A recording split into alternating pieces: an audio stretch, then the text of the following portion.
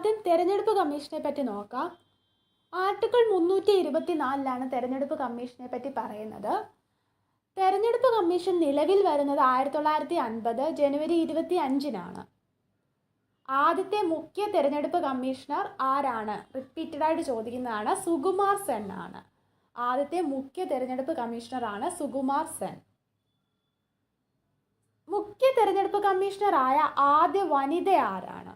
മുഖ്യ തെരഞ്ഞെടുപ്പ് കമ്മീഷണറായ ആദ്യ വനിത VS രമാദേവിയാണ്. മുഖ്യ തെരഞ്ഞെടുപ്പ് കമ്മീഷണറായ ആദ്യ വനിതയാണ് VS രമാദേവി. മുഖ്യ തെരഞ്ഞെടുപ്പ് കമ്മീഷണറാകുന്ന ആദ്യത്തെ മലയാളി ആരാണ്? അതും ചോദിക്കുന്നതാണ്. ആദ്യത്തെ മലയാളി ആരാണ്? TN ശേഷനാണ്. മുഖ്യ തെരഞ്ഞെടുപ്പ് കമ്മീഷണറാകുന്ന ആദ്യത്തെ മലയാളി TN ശേഷനാണ്. രാഷ്ട്രപതി ഉപരാഷ്ട്രപതി തെരഞ്ഞെടുപ്പുകൾ, ലോകസഭ, രാജ്യസഭ, സംസ്ഥാന നിയമസഭകൾ, നിയമസഭാ കൗൺസിലുകൾ എന്നിവയിലേക്കുള്ള തിരഞ്ഞെടുപ്പുകൾ. ഇതാണ് ചുമതല എന്ന് പറയുന്നത്. തെരഞ്ഞെടുപ്പ് കമ്മീഷന്റെ ചുമതലകളാണ്. ഏതൊക്കെ തെരഞ്ഞെടുപ്പുകളാണ് എന്ന് നോക്കണം. രാഷ്ട്രപതി ഉപരാഷ്ട്രപതി തെരഞ്ഞെടുപ്പുകൾ, ലോകസഭ, രാജ്യസഭ, സംസ്ഥാന നിയമസഭകൾ, നിയമസഭാ കൗൺസിലുകൾ എന്നിവയിലേക്കുള്ള തെരഞ്ഞെടുപ്പുകൾ എല്ലാം എന്താണ്? തെരഞ്ഞെടുപ്പ് കമ്മീഷന്റെ ചുമതലകളാണ്. പ്രത്യേകം ഓർത്തോണം, സംസ്ഥാന നിയമസഭയിലേക്കുള്ള തെരഞ്ഞെടുപ്പുകളും കേന്ദ്ര തെരഞ്ഞെടുപ്പ് കമ്മീഷന്റെ ചുമതലയാണ്. അപ്പോൾ സംസ്ഥാന തെരഞ്ഞെടുപ്പ് കമ്മീഷന്റെ ചുമതല എന്താണ്? സംസ്ഥാന തെരഞ്ഞെടുപ്പ് കമ്മീഷന്റെ ചുമതലയാണ് തദ്ദേശ സ്വയംഭരണ സ്ഥാപനങ്ങളിലേക്കുള്ള തിരഞ്ഞെടുപ്പ്.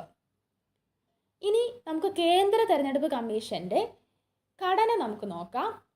മുഖ്യ തെരഞ്ഞെടുപ്പ് കമ്മീഷണർ, 2 കമ്മീഷണർമാർ. ഇതാണ് ഘടന എന്ന് പറയുന്നത്. 3 മെമ്പേഴ്സ് ആണുള്ളത്. ഒരു മുഖ്യ തെരഞ്ഞെടുപ്പ് കമ്മീഷണറും 2 കമ്മീഷണർമാരും. ഇവരെ നിയമിക്കുന്നത് രാഷ്ട്രപതിയാണ്. ഇവരുടെ യോഗ്യത എന്ന് പറയുന്നത് സുപ്രീം കോടതി ജഡ്ജിക്ക് തുല്യമായിരിക്കണം. യോഗ്യത എന്ന് പറയുന്നത് ആർക്ക് തുല്യമായിരിക്കണം? സുപ്രീം കോടതി ജഡ്ജിക്ക് തുല്യമായിരിക്കണം. ശമ്പളവും എല്ലാം സുപ്രീം കോടതി ജഡ്ജിക്ക് തുല്യം തന്നെ ആയിരിക്കും. കാലാവധി എന്ന് പറയുന്നത് 6 വർഷം അല്ലെങ്കിൽ 65 വയസ്സാണ്. തെരഞ്ഞെടുപ്പ് കമ്മീഷന്റെ ആസ്ഥാനം എവിടെയാണെന്ന് ചോദിച്ചു കഴിഞ്ഞാൽ നിർവാചൻ സദൻ ന്യൂഡൽഹിയാണ്. മെയിൻ പോയിന്റ്സ് മാത്രമേ ഞാൻ പറഞ്ഞു പോയിട്ടുള്ളൂ. ഇനി അടുത്തത് എന്താണ്? ധനകാര്യ കമ്മീഷനാണ്. ധനകാര്യ കമ്മീഷനെ പറ്റി പറയുന്ന ആർട്ടിക്കിളാണ് ആർട്ടിക്കിൾ 280. ഒരു ക്വാസി ജുഡീഷ്യൽ ബോഡിയാണ് ധനകാര്യ കമ്മീഷൻ എന്ന് പറയുന്നത്. 1951 നവംബർ 22 നിലവിൽ വരുന്നത്. ഇതിൻ്റെ ഘടന എന്ന് പറയുന്നത് കേന്ദ്ര ധനകാര്യ കമ്മീഷന്റെ ഘടനയാണ്. ഒരു ചെയർമാനും 4 മെമ്പേഴ്സും കാണും. അപ്പോൾ മൊത്തം 5 മെമ്പേഴ്സാണുള്ളത്. ഒരു ചെയർമാനും 4 മെമ്പേഴ്സും. ഇവരെ നിയമിക്കുന്നത് രാഷ്ട്രപതി തന്നെയാണ്. ഇവരുടെ കാലാവധി എന്ന് പറയുന്നത് 5 വർഷമാണ്. ആദ്യത്തെ ധനകാര്യ കമ്മീഷൻ അധ്യക്ഷൻ ആരാണ്? ആദ്യത്തെ ധനകാര്യ കമ്മീഷൻ അധ്യക്ഷനാണ് KC നിയോഗി. ധനകാര്യ കമ്മീഷനിൽ അംഗമായ ആദ്യ മലയാളി. ധനകാര്യ കമ്മീഷനിൽ അംഗമായ ആദ്യ മലയാളിയാണ് VP മേനോന്. ആദ്യത്തെ ധനകാര്യ കമ്മീഷനിൽ തന്നെ അംഗമായിരുന്നു VP മേനോൻ. ഇപ്പോഴത്തെ ധനകാര്യ കമ്മീഷൻ അധ്യക്ഷൻ ആരാണ്? ഇപ്പോഴത്തെ ധനകാര്യ കമ്മീഷൻ അധ്യക്ഷൻ ആരാണ്? ഇപ്പോഴത്തെ 16ാമത്തെ ധനകാര്യ കമ്മീഷനാണ്. അതിൻ്റെ അധ്യക്ഷൻ എന്ന് പറയുന്നത് അരവിന്ദ് പനഗരിയാണ്.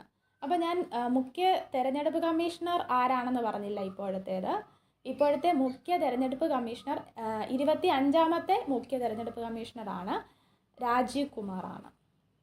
ഇനി ധനകാര്യ കമ്മീഷന്റെ ചുമതലകൾ എന്തൊക്കെയാണെന്ന് നോക്കാം. കേന്ദ്രവും സംസ്ഥാനങ്ങളും തമ്മിൽ ഭാഗിച്ചെടുക്കേണ്ടതായ നികുതി ഇനങ്ങളുടെ വിഹിതം നിശ്ചയിക്കുക, അവ വീതം വയ്ക്കുക, ഇന്ത്യയുടെ കൺസോളിഡേറ്റഡ് ഫണ്ടിൽ നിന്ന് സംസ്ഥാനങ്ങളുടെ റവന്യൂ ഇനത്തിലുള്ള സഹായധനങ്ങളെ മുൻനിർത്തിയുള്ള തത്വങ്ങളെപ്പറ്റി ശുപാർശ ചെയ്യുക, കേന്ദ്രവും സംസ്ഥാനങ്ങളും തമ്മിലുള്ള ധനപരമായ ബന്ധങ്ങൾ പരിശോധിക്കുക. ഇതൊക്കെയാണ് ചുമതലകൾ. അപ്പോൾ എന്തൊക്കെയാണ് ചുമതലകൾ? 3 കാര്യങ്ങളാണ് പറഞ്ഞത്. കേന്ദ്രവും സംസ്ഥാനങ്ങളും തമ്മിൽ ഭാഗിച്ചെടുക്കേണ്ടതായിട്ടുള്ള നികുതി ഇനങ്ങളുടെ വിഹിതം നിശ്ചയിക്കുന്നത്, അതുപോലെ അത് വീതം വയ്ക്കുന്നത്, ഇന്ത്യയുടെ കൺസോളിഡേറ്റഡ് ഫണ്ടിൽ നിന്ന് സംസ്ഥാനങ്ങളുടെ റവന്യൂ ഇനത്തിലുള്ള സഹായധനങ്ങളെ മുൻനിർത്തിയുള്ള തത്വങ്ങളെ പറ്റി ശുപാർശ ചെയ്യുക, കേന്ദ്രവും സംസ്ഥാനങ്ങളും തമ്മിലുള്ള ധനപരമായ ബന്ധങ്ങൾ പരിശോധിക്കുക. ഇത്രയുമാണ് ചുമതലകൾ. ഇനി സംസ്ഥാന ധനകാര്യ കമ്മീഷൻ ഒന്ന് നോക്കാം. ഭരണഘടനയുടെയും പഞ്ചായത്തി രാജ് ആക്ടിൻ്റെയും അടിസ്ഥാനത്തിൽ തദ്ദേശ സ്വയംഭരണ സ്ഥാപനങ്ങളുടെ സാമ്പത്തിക സ്ഥിതി അവലോകനം ചെയ്ത് ശുപാർശകൾ സമർപ്പിക്കുക എന്നതാണ് ചുമതല. അപ്പോൾ നമ്മൾ സിമ്പിളായിട്ട് പറഞ്ഞു കഴിഞ്ഞാൽ ഇതാണ്, തദ്ദേശ സ്വയംഭരണ സ്ഥാപനങ്ങളുടെ സാമ്പത്തിക സ്ഥിതി അവലോകനം ചെയ്ത് ശുപാർശകൾ സമർപ്പിക്കുക എന്നുള്ളതാണ്. കേരളത്തിന് ഇപ്പോഴുള്ളത് 7ാമത്തെ ധനകാര്യ കമ്മീഷനാണ്. അപ്പോൾ നമുക്ക് 7 ധനകാര്യ കമ്മീഷൻ ചെയർമാൻമാരുടെയും പേരുകൾ നോക്കാം. ചോദിച്ചിട്ടുള്ളതാണ്, ഓർഡർ ചോദിച്ചിട്ടുണ്ട് PSC. ആദ്യത്തെ ധനകാര്യ കമ്മീഷൻ ചെയർമാനായത് PM എബ്രഹാം ആണ്. ആദ്യത്തെ കേരള സംസ്ഥാന ധനകാര്യ കമ്മീഷൻ ചെയർമാൻ ആരാണ് എന്ന് ചോദിച്ചാൽ PM എബ്രഹാം ആയിരുന്നു. രണ്ടാമത്തേത് പ്രഭാത് പട്നായിക്കും, മൂന്നാമത്തേത് KV രവീന്ദ്രൻ നായരും, നാലാമത്തേത് പ്രൊഫസർ MA ഉമ്മനും, അഞ്ചാമത്തേത് BA പ്രകാശും, ആറാമത്തേത് SM വിജയാനന്ദും, ഏഴാമത്തേത് പ്രൊഫസർ KN ഹരിലാലുമാണ്. ഇത് ഓർത്തിരിക്കാൻ വേണ്ടി ഒരു കോഡ് പറഞ്ഞു തരാം. നിങ്ങൾക്ക് പറ്റുമെങ്കിൽ ഓർത്തിരിക്കുക, അല്ലെങ്കിൽ നിങ്ങളുടേതായ രീതിയിൽ കോഡ് ഉണ്ടാക്കി പഠിക്കുക. എൻ്റെ കോഡ് PM പ്രഭാതത്തിൽ രവീന്ദ്രനുമായിട്ട് MAയും BAയും എടുക്കാൻ SM-ൽ പോയി. പിന്നെ നമ്മൾ നിലവിലെ ഓർത്തിരിക്കുക KN ഹരിലാലാണ് എന്ന്. അപ്പം PM എന്നുള്ളത് PM എബ്രഹാം, പ്രഭാതത്തിൽ എന്നുള്ളത് പ്രഭാത് പട്നായിക്, മൂന്നാമത്തേത് രവീന്ദ്രൻ നായരാണ്, അത് രവീന്ദ്രൻ എന്നുള്ളത്, പിന്നെ MA ഉമ്മൻ, BA പ്രകാശ്, പിന്നെ SM-ൽ നിന്നുള്ളത് SM വിജയാനന്ദ്, പിന്നെ KN ഹരിലാൽ ഓർത്തിരിക്കുക. ഇന്ത്യയുടെ കേന്ദ്ര റിക്രൂട്ടിംഗ് ഏജൻസിയാണ് union public service commission. Merit സംവിധാനത്തിൻ്റെ കാവൽക്കാരൻ എന്നറിയപ്പെടുന്നതും യൂണിയൻ പബ്ലിക് സർവീസ് കമ്മീഷനാണ്. UPSC ആണ് മെറിറ്റ് സംവിധാനത്തിൻ്റെ കാവൽക്കാരൻ എന്ന് അറിയപ്പെടുന്നത്. ലോർഡ് ലീ കമ്മീഷൻ്റെ റിപ്പോർട്ട് പ്രകാരം 1926 ഒക്ടോബർ 1 സ്ഥാപിതമാകുന്നത്. അപ്പം ആരുടെ റിപ്പോർട്ട് പ്രകാരമാണ്? ലോർഡ് ലീ കമ്മീഷൻ്റെ റിപ്പോർട്ട് പ്രകാരമാണ് UPSC സ്ഥാപിതമാകുന്നത്. ലോർഡ് ലീ കമ്മീഷൻ്റെ റിപ്പോർട്ട് പ്രകാരം 1926 ഒക്ടോബർ 1 സ്ഥാപിതമാകുന്നത്. അപ്പം മെറിറ്റ് സംവിധാനത്തിൻ്റെ കാവൽക്കാരൻ എന്നറിയപ്പെടുന്നു. ലോർഡ് ലീ കമ്മീഷൻ്റെ റിപ്പോർട്ട് പ്രകാരം 1926 ഒക്ടോബർ 1 സ്ഥാപിതമാകുന്നു. ഭരണഘടനയുടെ ഭാഗം 14 UPSCയെ പറ്റി പറയുന്നത്. അപ്പം ഏത് ഭാഗത്താണ് UPSCയെ പറ്റി പറയുന്നത് എന്ന് ചോദിച്ചാൽ ഭാഗം 14. ആർട്ടിക്കിൾ 315 മുതൽ ആർട്ടിക്കിൾ 323 വരെയുള്ള വകുപ്പുകളാണ് UPSCയെ പറ്റി പ്രതിപാദിക്കുന്നത്. ചെയർമാൻ ഉൾപ്പെടെ എത്ര അംഗങ്ങളുണ്ട് UPSCയിൽ? ചെയർമാൻ ഉൾപ്പെടെ 9 മുതൽ 11 അംഗങ്ങൾ അടങ്ങുന്നതാണ് കമ്മീഷൻ. അപ്പം UPSCയിൽ ചെയർമാൻ ഉൾപ്പെടെ എത്ര അംഗങ്ങളുണ്ട്? 9 മുതൽ 11 അംഗങ്ങൾ വരെ ആകാം. ചെയർമാനെ അംഗങ്ങളെ നിയമിക്കുന്നതും അതുപോലെ ശമ്പളവും സേവന വ്യവസ്ഥകളും നിശ്ചയിക്കുന്നതും രാഷ്ട്രപതിയാണ്. നിയമിക്കുന്നതും രാഷ്ട്രപതിയാണ്, അതുപോലെ ശമ്പളവും സേവന വ്യവസ്ഥകളും നിശ്ചയിക്കുന്നതും രാഷ്ട്രപതിയാണ്. ചെയർമാൻ്റെ അംഗങ്ങളുടെയും കാലാവധി എത്രയാണ്? കാലാവധി 6 വർഷം അല്ലെങ്കിൽ 65 വയസ്സാണ്. UPSC ചെയർമാൻ്റെയും അംഗങ്ങളുടെയും കാലാവധി 6 വർഷം അല്ലെങ്കിൽ 65 വയസ്സാണ്. UPSCയുടെ ആസ്ഥാനം എവിടെയാണ്? ആസ്ഥാനം ധോൽപൂർ ഹൗസ്, ന്യൂഡൽഹിയിലാണ്. ബ്രിട്ടീഷുകാരനായ യൂണിയൻ പബ്ലിക് സർവീസ് കമ്മീഷൻ്റെ ആദ്യ ചെയർമാൻ. ബ്രിട്ടീഷുകാരനായ ആദ്യ UPSC ചെയർമാനാണ് സർ റോസ് ബാർക്കർ. അടുത്തത് ഇന്ത്യക്കാരനായ ആദ്യ UPSC ചെയർമാൻ. ഇന്ത്യക്കാരനായ ആദ്യ UPSC ചെയർമാൻ HK കൃപലാനിയാണ്. ബ്രിട്ടീഷുകാരനായ ആദ്യ UPSC ചെയർമാൻ സർ റോസ് ബാർക്കറും ഇന്ത്യക്കാരനായ ആദ്യ UPSC ചെയർമാൻ HK കൃപലാനിയുമാണ്. ഇനി UPSCയിൽ അംഗമാകുന്ന ആദ്യ മലയാളി. UPSCയിൽ അംഗമാകുന്ന ആദ്യ മലയാളി ആരാണെന്ന് ചോദിച്ചാൽ KG അടിയോടിയാണ്. UPSCയിൽ അംഗമാകുന്ന ആദ്യ മലയാളി KG അടിയോടി. സംസ്ഥാന പബ്ലിക് സർവീസ് കമ്മീഷൻ സംസ്ഥാന സർക്കാരുകളുടെ കീഴിൽ വരുന്ന സർക്കാർ അർദ്ധ സർക്കാർ സ്ഥാപനങ്ങളിലേക്ക് യോഗ്യരായിട്ടുള്ള ഉദ്യോഗാർത്ഥികളെ സെലക്ട് ചെയ്യുക എന്നുള്ളതാണ് സംസ്ഥാന പബ്ലിക് സർവീസ് കമ്മീഷൻ്റെ ചുമതല. ഭരണഘടനയുടെ 315 വകുപ്പ് അനുസരിച്ച് ആണ് ഇത് സ്ഥാപിച്ചിരിക്കുന്നത്. അപ്പം സംസ്ഥാന പബ്ലിക് സർവീസ് കമ്മീഷൻ സ്ഥാപിതമായിരിക്കുന്നത് എങ്ങനെയാണ്? ഭരണഘടനയുടെ 315 വകുപ്പ് അനുസരിച്ചാണ്. സംസ്ഥാന പബ്ലിക് സർവീസ് കമ്മീഷൻ അംഗങ്ങളെ നിയമിക്കുന്നത് ഗവർണറാണ്. നമ്മൾ പറഞ്ഞിരുന്നു UPSC അംഗങ്ങളെയും ചെയർമാനെയും നിയമിക്കുന്നത് രാഷ്ട്രപതിയാണെന്ന്. അതുപോലെ സംസ്ഥാന PSCയിൽ വരുമ്പോൾ സംസ്ഥാന PSC അംഗങ്ങളെ നിയമിക്കുന്നത് ഗവർണറാണ്. സംസ്ഥാന PSC അംഗങ്ങളുടെ കാലാവധി 6 വർഷം അല്ലെങ്കിൽ 62 വയസ്സാണ്. നമ്മൾ പറഞ്ഞിരുന്നു UPSC അംഗങ്ങളുടെ കാലാവധി എത്രയാണ്? 6 വർഷം തന്നെയാണ്. 6 വർഷം അല്ലെങ്കിൽ 65 വയസ്സായിരുന്നു. ഇതാണെങ്കിൽ സ്റ്റേറ്റ് PSC വരുമ്പോൾ 6 വർഷം അല്ലെങ്കിൽ 62 വയസ്സാണ് കാലാവധി. ചെയർമാനെയും അംഗങ്ങളെയും നീക്കം ചെയ്യുന്നത് ആരാണ്? രാഷ്ട്രപതിയാണ്. ഒരിക്കലും ഗവർണർ അല്ല, രാഷ്ട്രപതിയാണ്. നിയമിക്കുന്നത് ഗവർണറാണെങ്കിലും നീക്കം ചെയ്യാനുള്ള അധികാരം രാഷ്ട്രപതിക്കാണ്. അപ്പം സ്റ്റേറ്റ് PSC അംഗങ്ങളെ നീക്കം ചെയ്യുന്നത് ആരാണ്? രാഷ്ട്രപതിയാണ്. ഇനി നമ്മുടെ സംസ്ഥാനത്തിൻ്റെ കാര്യം എടുക്കാം. നമ്മുടെ കേരള PSC നിലവിൽ വന്നത് 1956 നവംബർ 1-നാണ്. കേരളം രൂപീകരിക്കപ്പെട്ടപ്പോൾ തന്നെ നമ്മുടെ കേരള PSCയും നിലവിൽ വന്നു 1956 നവംബർ 1. ആദ്യ ചെയർമാൻ K. വേലായുധനായിരുന്നു. നമ്മുടെ കേരള PSCയുടെ ആദ്യ ചെയർമാൻ K. വേലായുധനായിരുന്നു. ഇപ്പോഴത്തെ ചെയർമാൻ ആരാണ്? ഡോക്ടർ MR ബൈജു ആണ്. ദേശീയ പട്ടികജാതി കമ്മീഷൻ.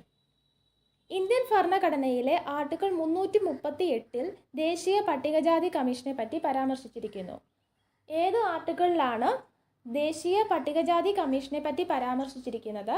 ആർട്ടിക്കിൾ 338.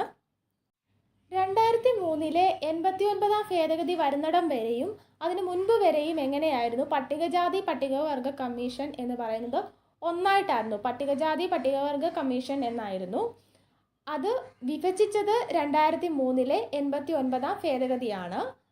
അപ്പോൾ ഈ പട്ടികജാതി പട്ടികവർഗ കമ്മീഷൻ ശരിക്കും നിലവിൽ വരുന്നത് ഏത് ഭേദഗതിയിലൂടെയായിരുന്നു? 1990-ലാണ്. 1990 65 ഭരണഘടനാ ഭേദഗതിയിലൂടെയാണ്.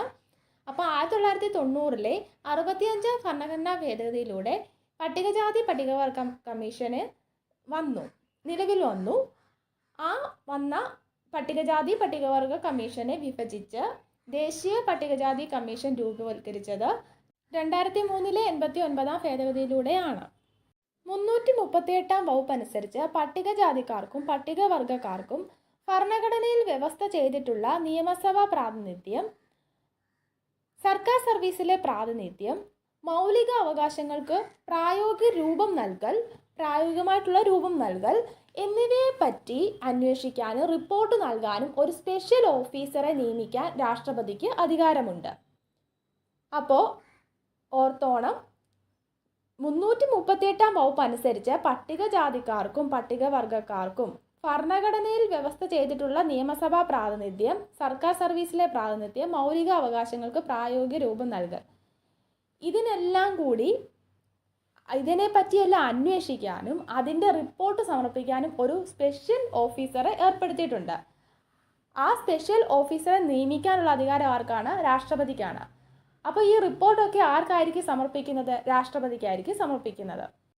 നമ്മൾ നോക്കുന്നത് ദേശീയ പട്ടികജാതി കമ്മീഷനാണ്. ദേശീയ പട്ടികജാതി കമ്മീഷൻ നിലവിൽ വന്നത് 2004 ഫെബ്രുവരി 19 നിലവിൽ വന്നത് 2004 ഫെബ്രുവരി 19 പറഞ്ഞിരുന്നു. 2003 89 ഭേദഗതിയിലൂടെയാണ് നിലവിൽ വരുന്നത്. നിലവിൽ വന്നത് 2004 ഫെബ്രുവരി 19. ഇനി നമുക്ക് ഘടന നോക്കാം. ചെയർമാനും വൈസ് ചെയർമാനും മറ്റ് 3 അംഗങ്ങളും അടങ്ങുന്നതാണ് ദേശീയ പട്ടികജാതി കമ്മീഷൻ എന്ന് പറയുന്നത്. അപ്പം ഒരു ചെയർമാൻ കാണും, ഒരു വൈസ് ചെയർമാൻ കാണും, മറ്റ് 3 അംഗങ്ങളും കാണും.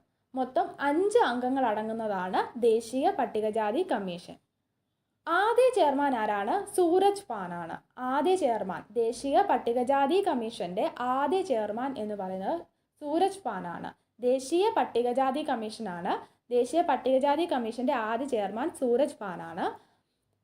ഇപ്പോഴത്തെ ചെയർമാൻ ആരാണ്? കിഷോർ മക്വാനയാണ്. ഇപ്പോഴത്തെ ചെയർമാൻ കിഷോർ മക്വാനയാണ്. അപ്പോൾ ആദ്യ ചെയർമാൻ സൂരജ് പാൻ, ഇപ്പോഴത്തെ ചെയർമാൻ കിഷോർ മക്വാന.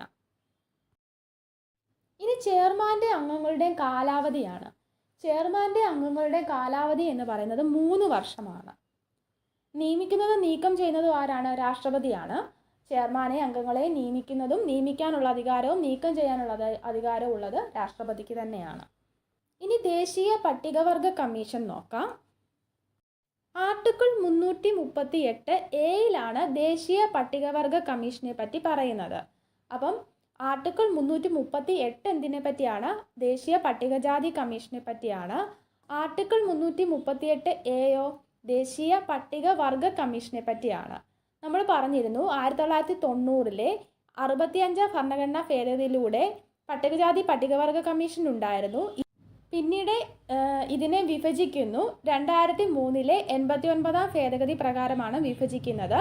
അങ്ങനെ ദേശീയ പട്ടികവർഗ കമ്മീഷനും ദേശീയ പട്ടികജാതി കമ്മീഷനും നിലവിൽ വരുന്നു. നിലവിൽ വന്നത് ഏത് ഡേറ്റിലാണ്? 2004 ഫെബ്രുവരി 19. അപ്പോൾ ദേശീയ പട്ടികജാതി കമ്മീഷനും പട്ടികവർഗ കമ്മീഷനും വരുന്നത് 2004 ഫെബ്രുവരി 19. ആകെ അംഗങ്ങൾ എത്രയാണ്? 5 പേര് തന്നെയാണ്. ദേശീയ പട്ടികജാതി കമ്മീഷൻ്റെ ഘടന തന്നെയാണ് ഇതിനുമുള്ളത്.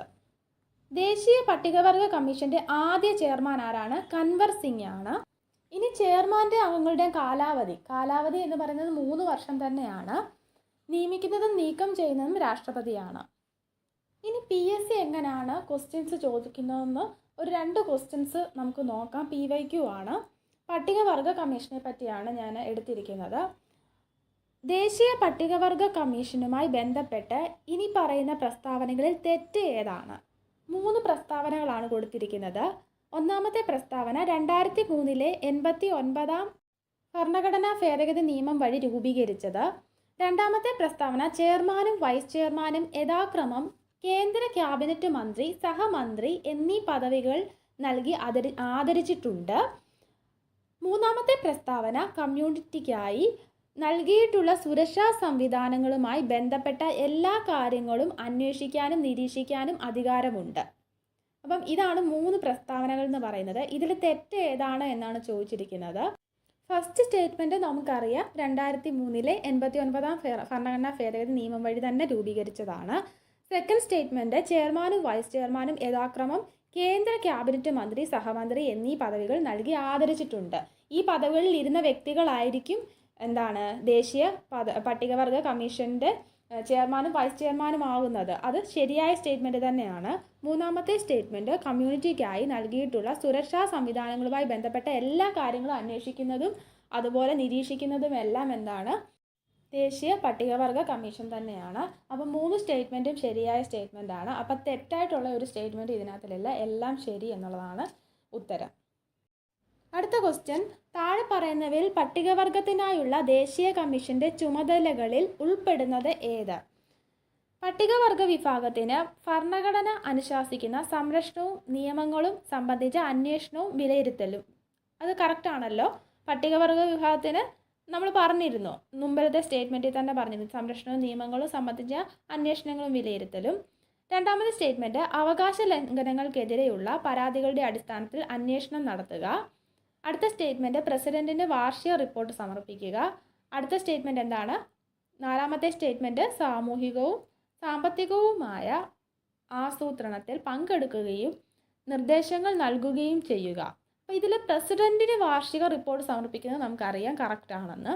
സാമൂഹികവും സാമ്പത്തികവുമായ ആസൂത്രണത്തിൽ പങ്കെടുക്കുകയും നിർദ്ദേശങ്ങൾ നൽകുകയും ചെയ്യുക, അതും കറക്റ്റാണ്. ഇനി നമുക്ക് രണ്ടാമത്തെ സ്റ്റേറ്റ്മെൻറ്റ് അവകാശ ലംഘനങ്ങൾക്കെതിരെയുള്ള പരാതികളുടെ അടിസ്ഥാനത്തിൽ അന്വേഷണം നടത്തുക. അങ്ങനെ ഒന്നുണ്ടോ? പരാതികളുടെ അടിസ്ഥാനത്തിൽ അന്വേഷണം നടത്തുക, അവകാശ ലംഘനങ്ങൾക്കെതിരെയുള്ള പരാതികളുടെ അടിസ്ഥാനത്തിൽ അന്വേഷണം നടത്തുക, അങ്ങനെ ഒന്നുമില്ല. അപ്പം 1, 3, 4 കറക്റ്റായിട്ടുള്ള സ്റ്റേറ്റ്മെൻറ്റ് എന്ന് പറയുന്നത്. അപ്പോൾ ചുമതലകളിൽ ഉൾപ്പെടുന്നതാണ് ചോദിച്ചിട്ടുള്ളത്. 1, 3, 4 കറക്റ്റ്. ഭാഷാ ന്യൂനപക്ഷ സ്പെഷ്യൽ ഓഫീസറാണ്. ഒരു സംസ്ഥാനത്തിലോ സംസ്ഥാനത്തിൻ്റെ ഭാഗമായിട്ടുള്ള സ്ഥലത്തോ ഭൂരിപക്ഷത്തിൽ നിന്ന് വ്യത്യസ്തമായ മാതൃഭാഷ സംസാരിക്കുന്ന ജനവിഭാഗമാണ് ഭാഷാ ന്യൂനപക്ഷം എന്ന് പറയുന്നത്. ഒരു സംസ്ഥാനത്തിലോ സംസ്ഥാനത്തിൻ്റെ ഏതെങ്കിലും ഒരു ഭാഗമായിട്ടുള്ള സ്ഥലത്തോ ഭൂരിപക്ഷത്തിൽ നിന്ന് വ്യത്യസ്തമായ മാതൃഭാഷ സംസാരിക്കുന്ന ജനവിഭാഗത്തെയാണ് ഭാഷാ ന്യൂനപക്ഷം എന്ന് പറയുന്നത്.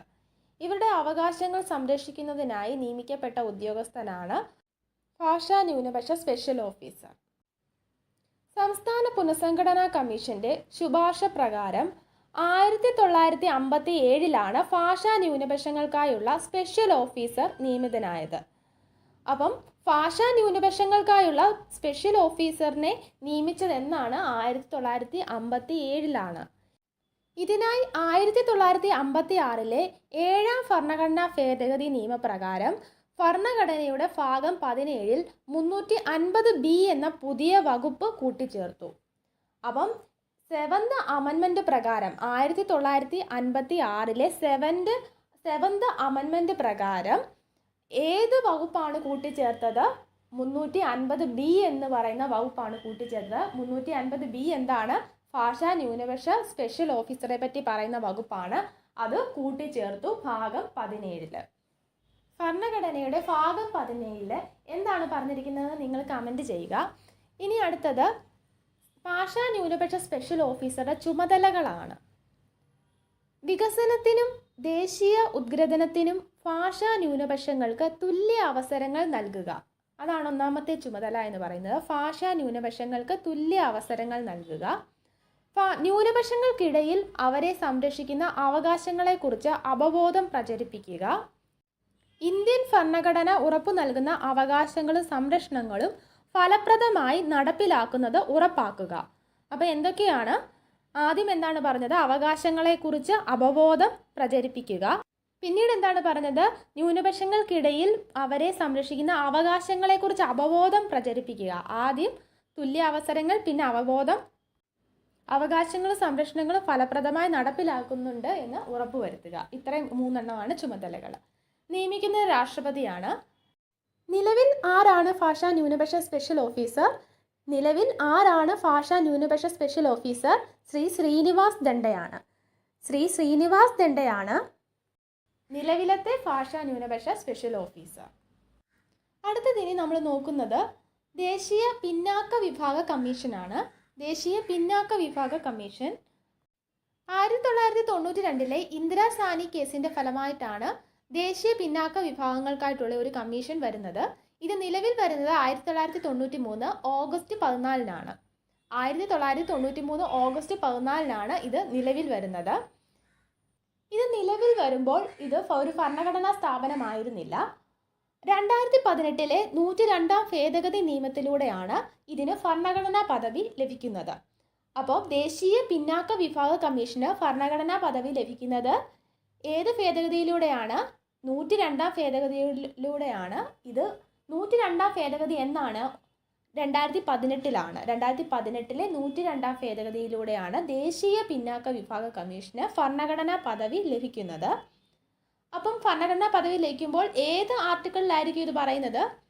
ഒരു ആർട്ടിക്കിൾ കൂട്ടിച്ചേർത്ത് കാണുമല്ലോ. ആർട്ടിക്കിൾ 338B ആണ്. ആർട്ടിക്കിൾ 338Bയിലാണ് ദേശീയ പിന്നാക്ക വിഭാഗ കമ്മീഷനെ പറ്റി പറയുന്നത്. ഇനി ഇതിൻ്റെ ഘടന നമുക്ക് നോക്കാം. ഒരു ചെയർമാനും ഒരു വൈസ് ചെയർമാനും 3 അംഗങ്ങളും അടങ്ങുന്നതാണ് ഇതിൻ്റെ ഘടന എന്ന് പറയുന്നത്. മൊത്തം 5 അംഗങ്ങളാണ് ഉള്ളത്. ഇവരുടെ കാലാവധി എന്ന് പറയുന്നത് 3 വർഷമാണ്. ആസ്ഥാനം ന്യൂഡൽഹിയാണ്. ദേശീയ പിന്നാക്ക വിഭാഗ കമ്മീഷന്റെ ആസ്ഥാനം ന്യൂഡൽഹിയിലാണ്. ആദ്യ ചെയർമാൻ ആരാണ്? ആദ്യ ചെയർമാൻ RN പ്രസാദ് ആണ്. നിലവിലത്തെ ചെയർമാൻ, ഇപ്പോൾ നിലവിൽ ദേശീയ പിന്നാക്ക വിഭാഗ കമ്മീഷൻ ചെയർമാൻ ആരാണെന്ന് ചോദിച്ചാൽ ഹൻസ് രാജ് ആഹിറാണ് നിലവിലത്തെ ചെയർമാൻ. ചെയർമാൻ്റെ യോഗ്യത എന്താണ്? യോഗ്യത എന്ന് പറയുന്നത് പിന്നാക്ക വിഭാഗത്തിലെ അംഗവും രാഷ്ട്രീയ സാമൂഹ്യ പ്രവർത്തകനും ആയിരിക്കണം. എങ്ങനെയാണ്? ചെയർമാൻ്റെ യോഗ്യത എന്താണ്? അദ്ദേഹം പിന്നാക്ക വിഭാഗത്തിലെ ഒരു അംഗമായിരിക്കണം, അതുപോലെ തന്നെ രാഷ്ട്രീയ സാമൂഹ്യ പ്രവർത്തകനുമായിരിക്കണം. ഇനി ദേശീയ പിന്നാക്ക വിഭാഗ കമ്മീഷൻ ഏത് മന്ത്രാലയത്തിന് കീഴിലാണ്? സാമൂഹിക നീതി ശാക്തീകരണ മന്ത്രാലയത്തിന് കീഴിലാണ്.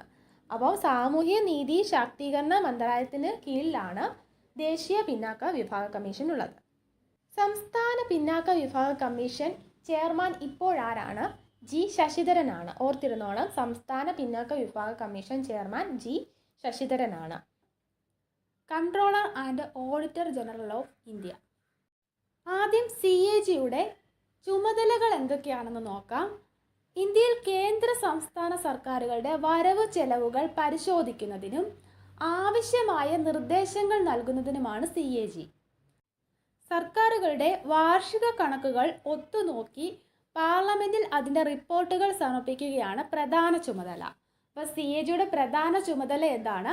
സർക്കാരുകളുടെ വാർഷിക കണക്കുകൾ ഒത്തുനോക്കി പാർലമെന്റിൽ അതിൻ്റെ റിപ്പോർട്ടുകൾ സമർപ്പിക്കുകയാണ്. ഇനി നമുക്ക് CAGയെ പറ്റി പറയുന്ന ആർട്ടിക്കിളുകൾ എന്തൊക്കെയാണെന്ന് നോക്കാം. CAGയുടെ ചുമതലകളും അതുപോലെ CAGയുടെ ശമ്പളം അങ്ങനെയുള്ള കാര്യങ്ങളെപ്പറ്റിയല്ല, നിയമനം, അതിനെപ്പറ്റിയെല്ലാം പറയുന്നത് ഏതൊക്കെ ആർട്ടിക്കിളുകളാണെന്ന് നോക്കാം. CAGയെ പറ്റി പ്രതിപാദിക്കുന്ന ആർട്ടിക്കിൾ 148 മുതൽ 151 വരെയാണ്. ആർട്ടിക്കിൾ 148 പറയുന്നത് പ്രധാനമന്ത്രിയുടെ ഉപദേശപ്രകാരം രാഷ്ട്രപതിയാണ് CAGയെ നിയമിക്കുന്നത് എന്നാണ്. സത്യപ്രതിജ്ഞ, സേവന വ്യവസ്ഥകൾ എന്നിവയെക്കുറിച്ചും ആർട്ടിക്കിൾ 148 പറയുന്നുണ്ട്. അതുപോലെ തന്നെ നിയമനം മാത്രമല്ല, നീക്കം ചെയ്യുന്നതിനെ പറ്റിയും പറയുന്നുണ്ട്. എങ്ങനെയാണ് CAGയെ നീക്കം ചെയ്യേണ്ടത് എന്നും ആർട്ടിക്കിൾ 148 പറയുന്നുണ്ട്.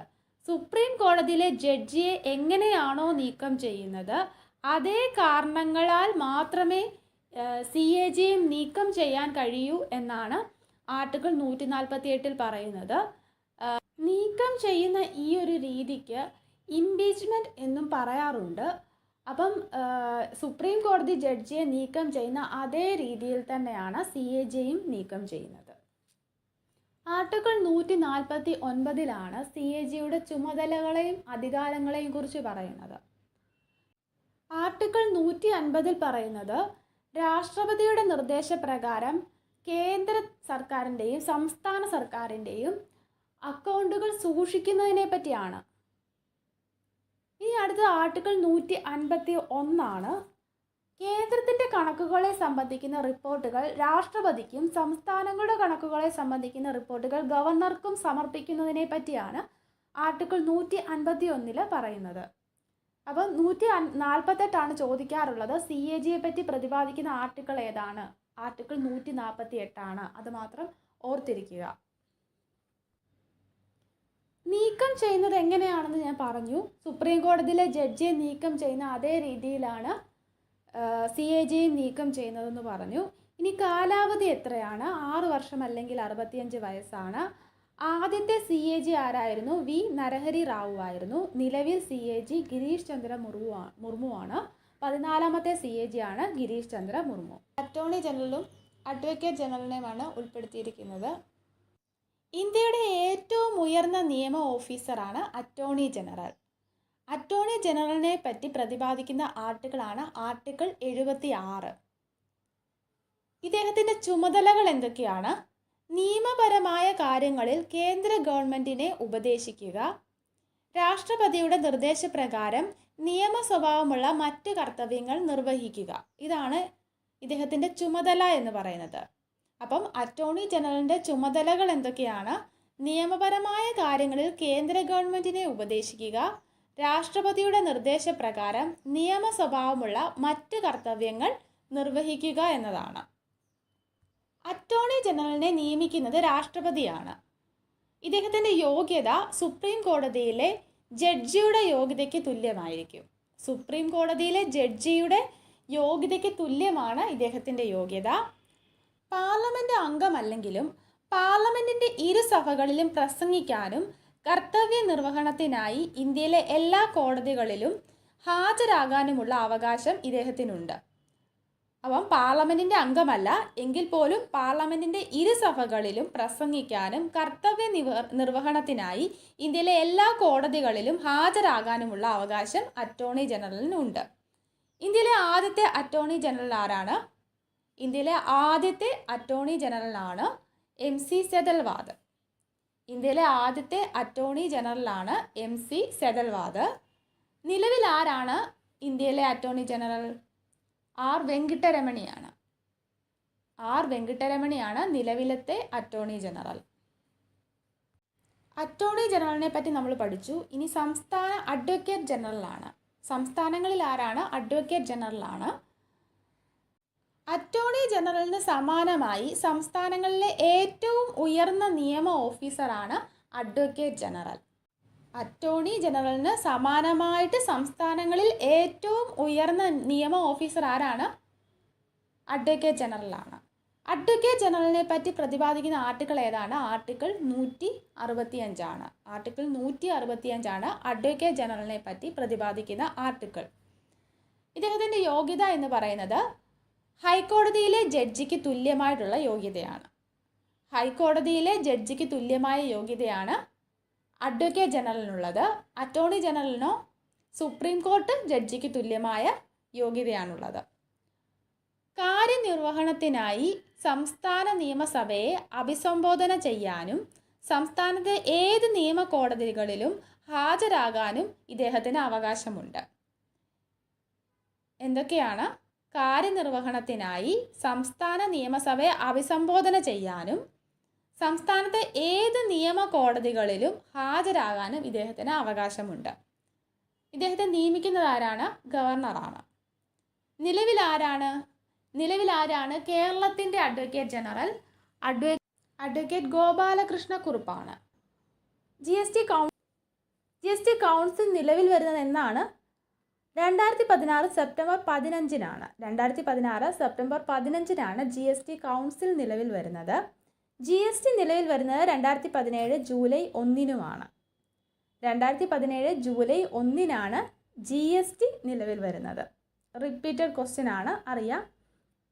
ജി എസ് ടി നിലവിൽ വരുന്നത് 2017 ജൂലൈ 1 ജി എസ് ടിയുമായി ബന്ധപ്പെട്ടിരിക്കുന്ന ഭരണഘടനാ ബില്ല് ഏതാണെന്ന് ചോദിച്ചാൽ 122 ഭരണഘടനാ ബില്ലാണ്. ജി എസ് ടിയുമായി ബന്ധപ്പെട്ടിരിക്കുന്ന ഭരണഘടനാ ബില്ലാണ് 122. ജി എസ് ടിയെക്കുറിച്ച് പ്രതിപാദിക്കുന്ന ആർട്ടിക്കിൾ ഏതാണ്?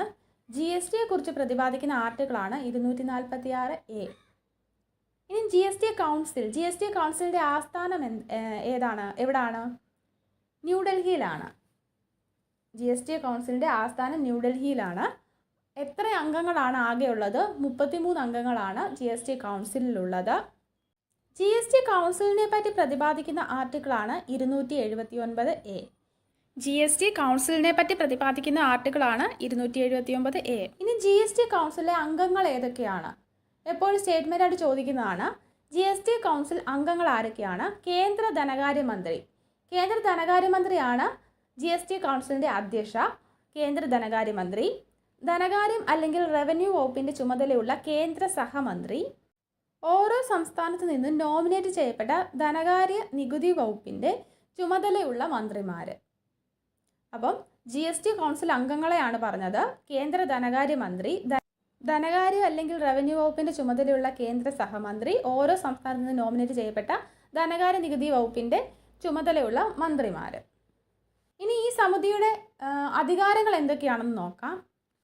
കേന്ദ്ര സംസ്ഥാനങ്ങൾ, തദ്ദേശ സ്ഥാപനങ്ങൾ എന്നിവ ചുമത്തുന്ന നികുതികളും സെസ്സുകളും സർചാർജുകളും ജി എസ് ടിയെ ലയിപ്പിക്കാൻ ശുപാർശ ചെയ്യുക. അതുപോലെ ജി എസ് ടി ചുമത്തേണ്ടതും ഒഴിവാക്കേണ്ടതുമായ സാധനങ്ങളും സേവനങ്ങളും എന്തൊക്കെയാണെന്ന് നിശ്ചയിക്കുക. സമിതിയുടെ അധികാരങ്ങൾ എന്തൊക്കെയാണ്?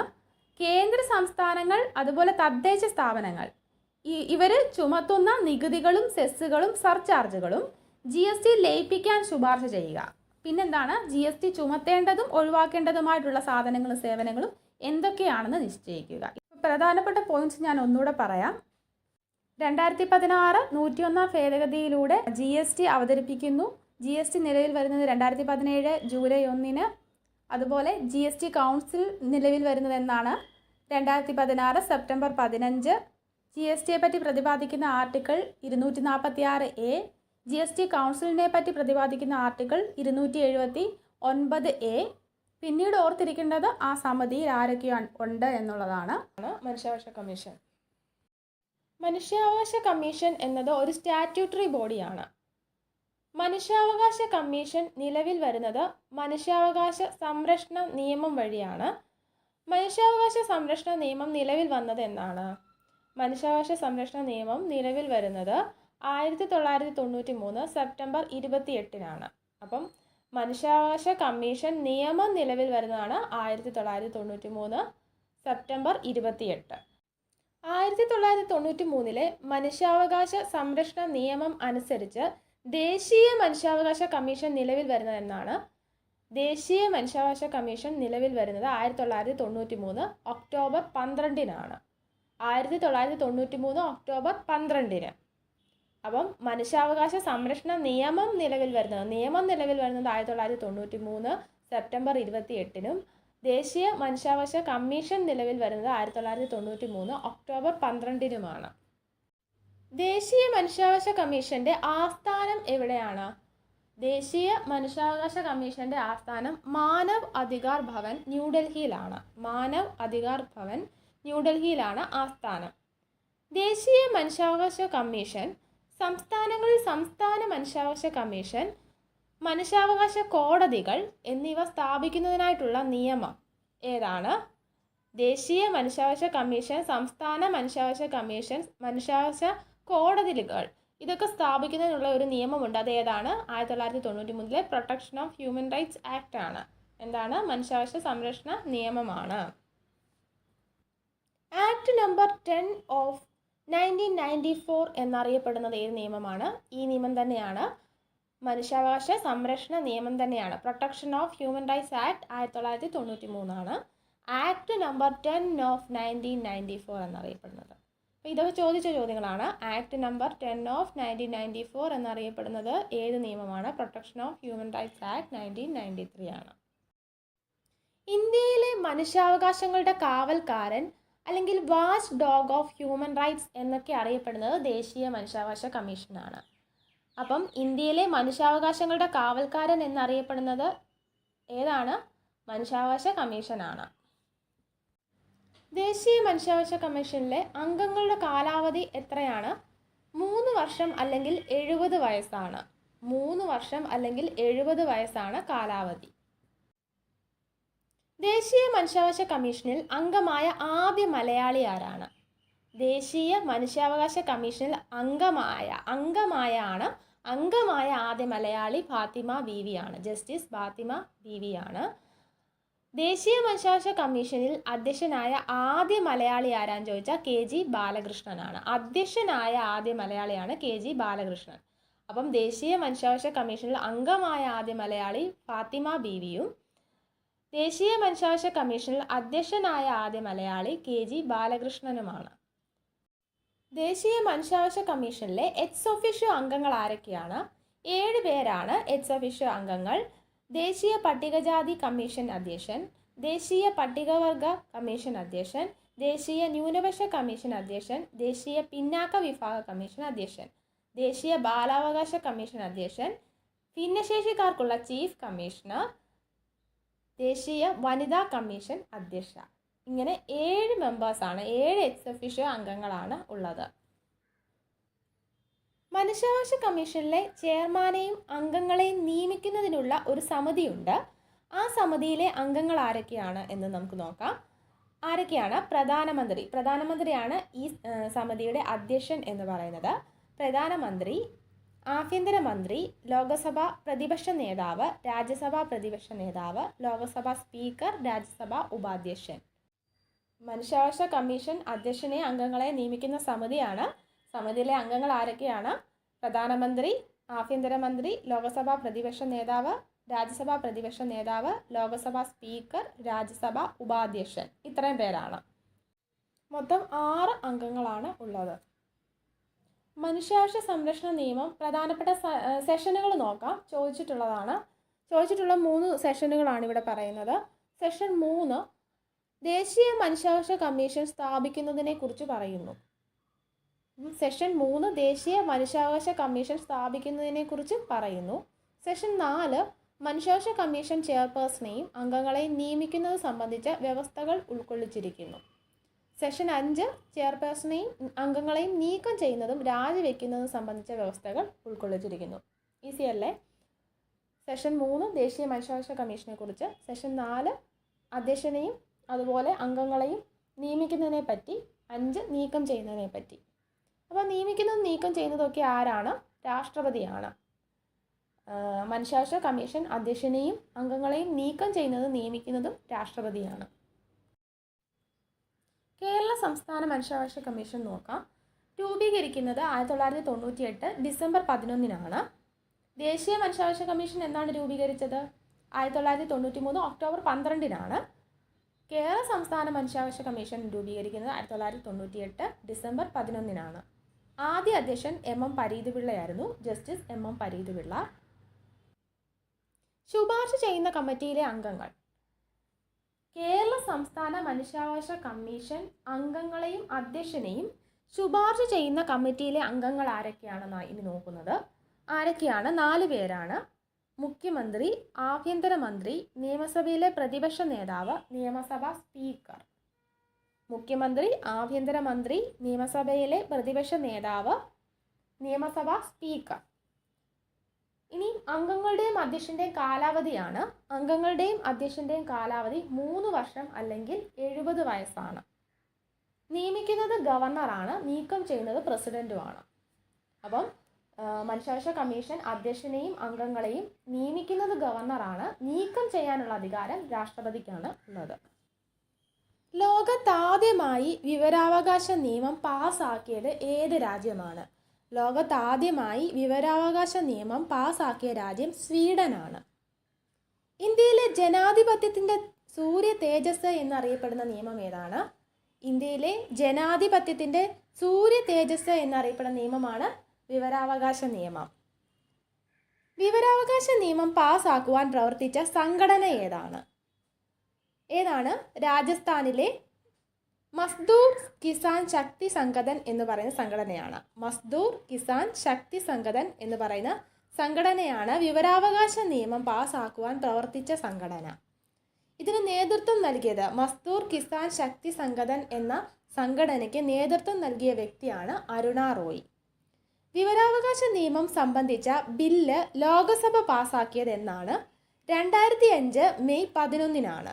വിവരാവകാശ നിയമം സംബന്ധിച്ച ബില്ല് ലോകസഭ പാസ്സാക്കുന്നത് 2005 മെയ് 11-നാണ്. രാജ്യസഭ പാസ്സാക്കുന്നത് പിറ്റേ ദിവസം തന്നെ 2005 മെയ് 12-നാണ്. അപ്പം ലോകസഭ മെയ് 11, രാജ്യസഭ മെയ് 12. ഇനി പ്രസിഡന്റ് ഒപ്പുവെച്ചത് 2005 ജൂൺ 15-നാണ്. 2005 ജൂൺ 15-നാണ്. അപ്പം May 11 Lok Sabha, Rajya Sabha May 12, June 15 president ഒപ്പുവെക്കുന്നു. നിയമം നിലവിൽ വരുന്നത് 2005 ഒക്ടോബർ 12-നാണ്. നിയമം നിലവിൽ വരുന്നത് 2005 ഒക്ടോബർ 12-നാണ്. എത്ര പ്രാവശ്യം PSC ചോദിച്ചു എന്ന് PSCക്ക് പോലും അറിയാത്ത ഒരു ക്വസ്റ്റ്യനാണ് വിവരാവകാശ നിയമം നിലവിൽ വന്നത് എന്നുള്ളത്. സർക്കാർ സ്ഥാപനങ്ങളിലെ വിശ്വസ്തതയും സുതാര്യതയും വർദ്ധിപ്പിക്കുക, അഴിമതി തടയുക എന്നിവയാണ് നിയമത്തിൻ്റെ പ്രധാന ലക്ഷ്യം. വിവരാവകാശം ഒരു മൗലിക അവകാശമാണെന്ന് സുപ്രീം കോടതി പ്രഖ്യാപിച്ചത് ഏത് ആർട്ടിക്കിൾ പ്രകാരമാണ്? 19(1)(a) ആണ്. നമുക്കറിയാം എന്താണ് സ്വാതന്ത്ര്യത്തിനുള്ള അവകാശം എന്താണ്? 19-ലാണ്, ആർട്ടിക്കിൾ 19-ലാണ് പറയുന്നത്. അപ്പം വിവരാവകാശം ഒരു മൗലിക അവകാശമാണെന്ന് സുപ്രീം കോടതി പ്രഖ്യാപിച്ചത് ഏത് ആർട്ടിക്കിൾ പ്രകാരമാണ് എന്ന് ചോദിച്ചാൽ 19(1)(a) ആണ്. അടുത്തത് കേന്ദ്ര മുഖ്യ വിവരാവകാശ കമ്മീഷനാണ്. കേന്ദ്ര മുഖ്യ വിവരാവകാശ കമ്മീഷൻ നിലവിൽ വരുന്നത് ഞാൻ പറഞ്ഞു 2005 ഒക്ടോബർ 12-നാണ്. ആദ്യ മുഖ്യ വിവരാവകാശ കമ്മീഷണർ ആരാണ്? ആദ്യ മുഖ്യ വിവരാവകാശ കമ്മീഷണർ ആരായിരുന്നു? വജാഹത്ത് ഹബീബുള്ളയായിരുന്നു. ആദ്യ മുഖ്യ വിവരാവകാശ കമ്മീഷണർ വജാഹത്ത് ഹബീബുള്ള. ആദ്യ വനിതാ മുഖ്യ വിവരാവകാശ കമ്മീഷണർ ആരായിരുന്നു? ദീപക് സന്ധു ആയിരുന്നു. ആദ്യ വനിതാ മുഖ്യ വിവരാവകാശ കമ്മീഷണർ ചോദിക്കുകയാണെങ്കിൽ ദീപക് സന്ധു ആണ്. രണ്ടാമത്തെ വനിതാ മുഖ്യ വിവരാവകാശ കമ്മീഷണറാണ് സുഷമ സിംഗ്. അപ്പോൾ ഓർത്തിരുന്നോണം. നിലവിൽ ആരാണ്? നിലവിൽ കേന്ദ്ര മുഖ്യ വിവരാവകാശ കമ്മീഷണർ ആരാണ്? ഹീരാലാൽ സമരിയാണ്. ഹീരാലാൽ സമരിയാണ് നിലവിൽ കേന്ദ്ര മുഖ്യ വിവരാവകാശ കമ്മീഷണർ. ഘടന. ഇനി ഘടനയാണ് നോക്കുന്നത്. കേന്ദ്ര ചീഫ് ഇൻഫർമേഷൻ കമ്മീഷണർ, ഒരു കേന്ദ്ര ചീഫ് ഇൻഫർമേഷൻ കമ്മീഷണർ കാണും. അതേപോലെ 10-ൽ കൂടാത്ത ഇൻഫർമേഷൻ കമ്മീഷണർമാരും കാണും. അങ്ങനെ മൊത്തം 11 പേരാണ് എന്താണ് കേന്ദ്ര മുഖ്യ വിവരാവകാശ കമ്മീഷനിൽ അംഗങ്ങൾ എന്ന് പറയുന്നത്. അപ്പോൾ അംഗങ്ങൾ എത്രയാണ്? 11 പേരാണ്. ഒരു ചീഫ് ഇൻഫർമേഷൻ കമ്മീഷണറും 10 കൂടാത്ത ഇൻഫർമേഷൻ കമ്മീഷണർമാരുമാണ് അടങ്ങുന്നത്. വിവരാവകാശ നിയമപ്രകാരം 2 പട്ടികകളാണ് ഉള്ളത്. പട്ടിക 1 പറയുന്നത് ഏതൊക്കെ സ്ഥാപനങ്ങളിൽ നിന്ന് വിവരങ്ങൾ ശേഖരിക്കാം എന്നാണ്. ഏതൊക്കെ സ്ഥാപനങ്ങളിൽ നിന്ന് വിവരങ്ങൾ ശേഖരിക്കാം എന്നുള്ളതാണ് പട്ടിക 1. പട്ടിക 2 പറയുന്നത് ഏതൊക്കെ സ്ഥാപനങ്ങൾക്ക് വിവരം നൽകുന്നത് നിഷേധിക്കാം എന്നുമാണ്. ചില സ്ഥാപനങ്ങളിലെ വിവരങ്ങൾ നമുക്ക് അറിയാനായിട്ട് പറ്റത്തില്ല. അപ്പോൾ അതൊക്കെ ഏതൊക്കെയാണ് എന്ന് പറയുന്നതാണ് പട്ടിക 2. പട്ടിക 1 ഏതൊക്കെ സ്ഥാപനങ്ങളിൽ നമുക്ക് വിവരങ്ങൾ ശേഖരിക്കാം എന്നും പറയുന്നു. കേന്ദ്ര മുഖ്യ വിവരാവകാശ കമ്മീഷണറെയും കമ്മീഷണർമാരെയും തിരഞ്ഞെടുക്കുന്ന 3 അംഗ സമിതിയാണ്. ആ 3 അംഗ സമിതി ആരൊക്കെയാണുള്ളത്? പ്രധാനമന്ത്രി, ലോക്സഭാ പ്രതിപക്ഷ നേതാവ്, പ്രധാനമന്ത്രി നോമിനേറ്റ് ചെയ്ത ഒരു ക്യാബിനറ്റ് മന്ത്രി. അപ്പം പ്രധാനമന്ത്രി അധ്യക്ഷനായ ഒരു 3 അംഗ സമിതിയുണ്ട് ഇവരെ തിരഞ്ഞെടുക്കാനായിട്ട്. അപ്പം അതിൽ 3 അംഗ സമിതിയിൽ ആരൊക്കെയാണ്? പ്രധാനമന്ത്രി, ലോക്സഭാ പ്രതിപക്ഷ നേതാവ്, പ്രധാനമന്ത്രി നോമിനേറ്റ് ചെയ്ത ഒരു ക്യാബിനറ്റ് മന്ത്രി. വിവരാവകാശ നിയമം 2005 പ്രകാരം നമ്മൾ വിവരം ലഭിക്കുന്നതിനായി അപേക്ഷ സമർപ്പിക്കേണ്ടത് ആർക്കാണ്? പബ്ലിക് ഇൻഫർമേഷൻ ഓഫീസർക്കോ അല്ലെങ്കിൽ അസിസ്റ്റന്റ് പബ്ലിക് ഇൻഫർമേഷൻ ഓഫീസർക്കോ ആയിരിക്കണം.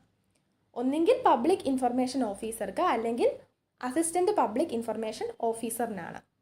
ഇനി അപേക്ഷ സമർപ്പിക്കുന്നത് പബ്ലിക് ഇൻഫർമേഷൻ ഓഫീസർക്കാണെങ്കിൽ അദ്ദേഹം 30 ദിവസത്തിനുള്ളിൽ നമുക്ക് മറുപടി നൽകേണ്ടതാണ്. അപേക്ഷ സമർപ്പിക്കുന്നത് അസിസ്റ്റന്റ് പബ്ലിക് ഇൻഫർമേഷൻ ഓഫീസർക്കാണെങ്കിൽ അദ്ദേഹം 35 ദിവസങ്ങൾക്കുള്ളിൽ മറുപടി നൽകേണ്ടതുമാണ്. അപ്പം പബ്ലിക് ഇൻഫർമേഷൻ ഓഫീസർക്കാണെങ്കിൽ 30 ദിവസം PSC ചോദിച്ചിട്ടുള്ളതാണ്. അസിസ്റ്റന്റ് പബ്ലിക് ഇൻഫർമേഷൻ ഓഫീസർക്കാണെങ്കിൽ 35 ദിവസം. ഇനി വിവരാവകാശ നിയമത്തിൽ ഭേദഗതി വരുത്തിയിരുന്നു 2019. അപ്പം വിവരാവകാശ ഭേദഗതി നിയമം 2019 നമുക്ക് നോക്കാം. വിവരാവകാശ നിയമം 2005 ഭേദഗതി വരുത്തി 2019 വിവരാവകാശ ഭേദഗതി ബില്ല് ലോക്സഭയിൽ അവതരിപ്പിച്ചതാരാണ്? കേന്ദ്രമന്ത്രി ജിതേന്ദ്ര സിംഗ് ആണ്. കേന്ദ്രമന്ത്രി ജിതേന്ദ്ര സിംഗ് ആണ് ഈ ബില്ല് അവതരിപ്പിക്കുന്നത്. ബില്ല് അവതരിപ്പിച്ചത് 2019 ജൂലൈ 19-നായിരുന്നു. 2019 ജൂലൈ 19-നായിരുന്നു. പിന്നീട് ലോക്സഭ ഇത് പാസ്സാക്കുന്നത് 2019 ജൂലൈ 22-നും രാജ്യസഭ പാസ്സാക്കുന്നത് 2019 ജൂലൈ 25-നുമാണ്. പ്രസിഡന്റ് ഒപ്പുവെക്കുന്നത് 2019 ഓഗസ്റ്റ് 1-നുമാണ്. ഇത് ഇത്രയും അറിഞ്ഞിരിക്കുക. പ്രസിഡന്റ് ഒപ്പുവെക്കുന്നത് 2019 ഓഗസ്റ്റ് 1-നുമാണ്. ഇനി വിവരാവകാശ നിയമം 2019 ഭേദഗതി വരുത്തിയത് ഏതൊക്കെ വകുപ്പുകൾക്കാണ്? വകുപ്പ് 13-നും വകുപ്പ് 16-നുമാണ്. നമുക്കറിയാം വിവരാവകാശ നിയമം 2005 വകുപ്പുകളുണ്ട്. ആ വകുപ്പുകളിൽ വകുപ്പ് 13-നും വകുപ്പ് 16-നും എന്താണ് 2019 ഭേദഗതി വരുത്തുന്നു. വകുപ്പ് 13-ൽ എന്തായിരുന്നു പറഞ്ഞിരിക്കുന്നത് നമുക്ക് നോക്കാം. മുഖ്യ വിവരാവകാശ കമ്മീഷണറുടെയും മറ്റ് വിവരാവകാശ കമ്മീഷണർമാരുടെയും കാലാവധി സേവന വ്യവസ്ഥകളും പറയുന്നു. കാലാവധിയും അതുപോലെ സേവന വ്യവസ്ഥകളും പറയുന്നു. മുഖ്യ വിവരാവകാശ കമ്മീഷണർ, എല്ലാ വിവരാവകാശ കമ്മീഷണർമാർ എന്നിവരുടെ കാലാവധി 5 വർഷം അല്ലെങ്കിൽ 65 വയസ്സ് എന്നായിരുന്നു അതിൽ പറഞ്ഞിരുന്നത്. 5 വർഷം 65 വയസ്സായിരുന്നു. പുനർനിയമനത്തിന് യോഗ്യരല്ലെന്നും വ്യവസ്ഥ ചെയ്യുന്നുണ്ട്. അതുപോലെ മുഖ്യ വിവരാവകാശ കമ്മീഷണറുടെയും ഇൻഫർമേഷൻ കമ്മീഷണർമാരുടെയും ശമ്പളവും അലവൻസുകളും മറ്റ് സേവന നിബന്ധനകളും യഥാക്രമം മുഖ്യ തിരഞ്ഞെടുപ്പ് കമ്മീഷണറുടെയും തിരഞ്ഞെടുപ്പ് കമ്മീഷണർമാരുടെയും തുല്യമായിരിക്കും എന്നും വ്യവസ്ഥ നൽകുന്നു. മനസ്സിലായോ? എന്താണ് പറഞ്ഞത്? മുഖ്യ ഇൻഫർമേഷൻ കമ്മീഷണറുടെ ശമ്പളവും അലവൻസുകളും ആർക്ക് തുല്യമാണ് എന്നായിരുന്നു പറഞ്ഞിരുന്നത്? മുഖ്യ തിരഞ്ഞെടുപ്പ് കമ്മീഷണർക്ക് തുല്യമാണ് എന്നാണ് പറഞ്ഞിരുന്നത്. അതുപോലെ മറ്റ് ഇൻഫർമേഷൻ കമ്മീഷണർമാരുടെ ശമ്പളവും അലവൻസുകളും മറ്റ് തെരഞ്ഞെടുപ്പ് കമ്മീഷണർമാരുടെ ശമ്പളവും അലവൻസിനും തുല്യമായിരിക്കും എന്നായിരുന്നു വ്യവസ്ഥ ചെയ്തിരുന്നത്. ഇനി വകുപ്പ് 16 വകുപ്പ് 16 ഈ സെയിം കാര്യം തന്നെ ഈ കേന്ദ്രത്തിൻ്റെത് സംസ്ഥാനമാക്കി പറയുന്നു എന്നുള്ളതേ ഉള്ളൂ. സംസ്ഥാന മുഖ്യ വിവരാവകാശ കമ്മീഷണറുടെയും സംസ്ഥാന വിവരാവകാശ കമ്മീഷണർമാരുടെയും കാലാവധിയും സേവന വ്യവസ്ഥകളും നൽകുന്നു. അതുപോലെ കാലാവധി 5 വർഷം 65 വയസ്സ് എന്നും പുനർനിയമത്തിന് അർഹരല്ല എന്നും വ്യവസ്ഥ ചെയ്യുന്നു.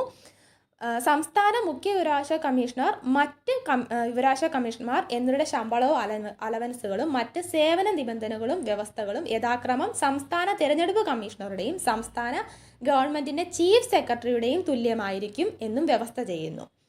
എന്ന് വെച്ചാൽ എന്താണ്, സംസ്ഥാന മുഖ്യ വിവരാവകാശ കമ്മീഷണറുടെ ശമ്പളവും അലവൻസുകളും ആർക്ക് തുല്യമാണ്? സംസ്ഥാന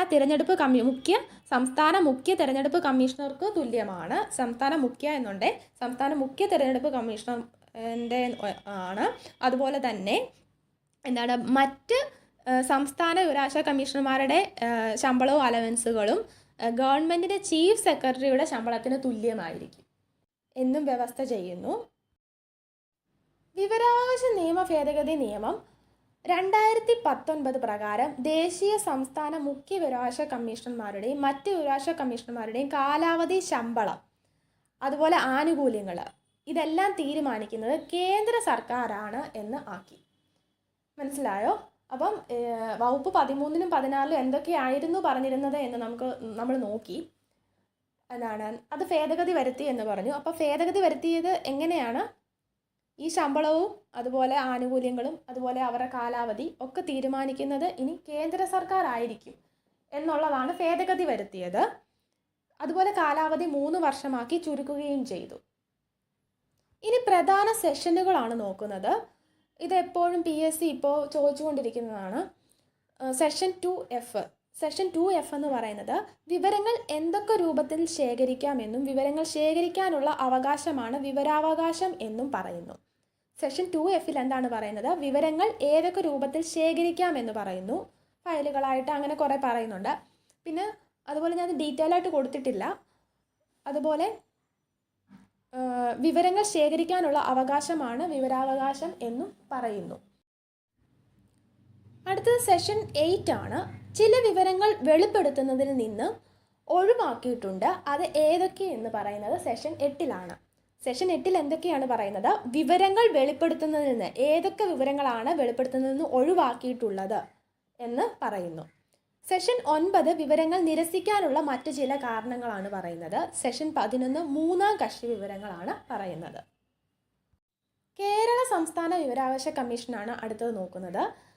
നിലവിൽ വന്നത് 2005 ഡിസംബർ 19 അപ്പം 2005 ഡിസംബർ 19 കേരള സംസ്ഥാന വിവരാവകാശ കമ്മീഷൻ നിലവിൽ വരുന്നത്.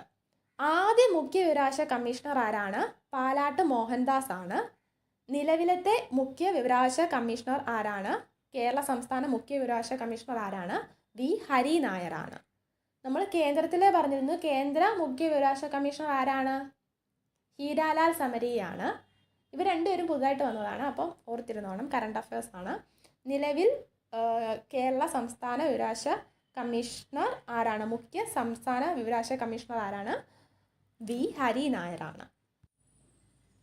കേരള സംസ്ഥാന മുഖ്യ വിവരാവകാശ കമ്മീഷണറെയും മറ്റ് വിവരാവകാശ കമ്മീഷണർമാരെയും തിരഞ്ഞെടുക്കുന്ന ഒരു 3-അംഗ സമിതിയുണ്ട്, കേന്ദ്രത്തിലെ പോലെ തന്നെ. ആ 3-അംഗ സമിതിയിൽ ആരൊക്കെയാണ് ഉള്ളത് എന്ന് നോക്കാം. മുഖ്യമന്ത്രി, നിയമസഭാ പ്രതിപക്ഷ നേതാവ്, മുഖ്യമന്ത്രി നോമിനേറ്റ് ചെയ്ത ഒരു ക്യാബിനറ്റ് മന്ത്രി, ഇത്രയും പേരാണ് ഉണ്ടാവുക. മുഖ്യമന്ത്രി അധ്യക്ഷനായിട്ടുള്ള 3-അംഗ സമിതിയാണ്. മുഖ്യമന്ത്രി, നിയമസഭാ പ്രതിപക്ഷ നേതാവ്, മുഖ്യമന്ത്രി നോമിനേറ്റ് ചെയ്ത ഒരു ക്യാബിനറ്റ് മന്ത്രി. ഈ 3-അംഗ സമിതിയാണ് കേരള സംസ്ഥാന മുഖ്യ വിവരാവകാശ കമ്മീഷണറെയും മറ്റ് വിവരാവകാശ കമ്മീഷണർമാരെയും തിരഞ്ഞെടുക്കുന്നത്. 1993 ദേശീയ മനുഷ്യാവകാശ നിയമപ്രകാരം ദേശീയ മനുഷ്യാവകാശ കമ്മീഷൻ അധ്യക്ഷ പദവി വഹിക്കുന്നത് ആരാണ്? ദേശീയ മനുഷ്യാവകാശ കമ്മീഷൻ അധ്യക്ഷ പദവി ആരാണ് വഹിക്കുന്നത്? സുപ്രീം കോടതി മുൻ ചീഫ് ജസ്റ്റിസ് ആണോ? സുപ്രീം കോടതി ജഡ്ജി ആണോ? ഏതെങ്കിലും ഹൈക്കോടതിയിലെ ചീഫ് ജസ്റ്റിസ് ആണോ? അതോ ഹൈക്കോടതി ജഡ്ജ് ആണോ എന്നാണ് ചോദിച്ചിരിക്കുന്നത്. ആരാണ്? സുപ്രീം കോടതി മുൻ ചീഫ് ജസ്റ്റിസ് ആണ്. അത് നേരത്തെ മനുഷ്യാവകാശ കമ്മീഷൻ ഭേദഗതി വരുത്തുന്നതിന് മുന്നേ ഉള്ള ക്വസ്റ്റ്യൻ ആണിത്. അതുകൊണ്ടാണ് സുപ്രീം കോടതി മുൻ ചീഫ് ജസ്റ്റിസ് എന്നുള്ള ഉത്തരം വന്നിരിക്കുന്നത്. ഇപ്പോഴാണെങ്കിൽ എങ്ങനെയാണ്? സുപ്രീം കോടതി മുൻ ചീഫ് ജസ്റ്റിസിനും അതുപോലെ ജഡ്ജിക്കും, സുപ്രീം കോടതി ജഡ്ജിക്കും റിട്ടയർഡ് ജഡ്ജിക്കും മനുഷ്യാവകാശ കമ്മീഷൻ ചെയർമാൻ ആകാനായിട്ട് സാധിക്കും. അപ്പോൾ അങ്ങനെ ആക്കിയിട്ടുണ്ട് ഭേദഗതി. ഇതിൻ്റെ ആൻസർ എന്താണ്, സുപ്രീം കോടതി മുൻ ചീഫ് ജസ്റ്റിസ് എന്നുള്ളതായിരുന്നു. പക്ഷേ അന്നത്തെ ആൻസർ അനുസരിച്ച് അത് കറക്റ്റാണ്. പക്ഷേ ഇന്നത് തെറ്റാണ്. ഇന്ന് എന്താണ് ഇതിൻ്റെ ആൻസർ വരിക? സുപ്രീം കോടതി മുൻ ചീഫ് ജസ്റ്റിസും അതുപോലെ സുപ്രീം കോടതി മുൻ ചീഫ് ജസ്റ്റിസിന് മാത്രമല്ല ജഡ്ജിക്കും എന്താണ് അധ്യക്ഷ പദവി വഹിക്കാനായിട്ട് സാധിക്കും. അടുത്ത ക്വസ്റ്റ്യൻ, 1993 ദേശീയ മനുഷ്യാവകാശ നിയമത്തിൽ ദേശീയ മനുഷ്യാവകാശ കമ്മീഷനെ കുറിച്ച് നിർവചിക്കുന്ന വകുപ്പ് ഏതാണ്? വകുപ്പ് 2(1)(c) ആണ് ഇവിടുത്തെ ആൻസർ. വകുപ്പ് 2(1)(c), ബി ആണ് ആൻസർ കേട്ടോ. ബി ഓപ്ഷൻ ആണ് ആൻസർ. വകുപ്പ് 2(1)(c) ആണ്.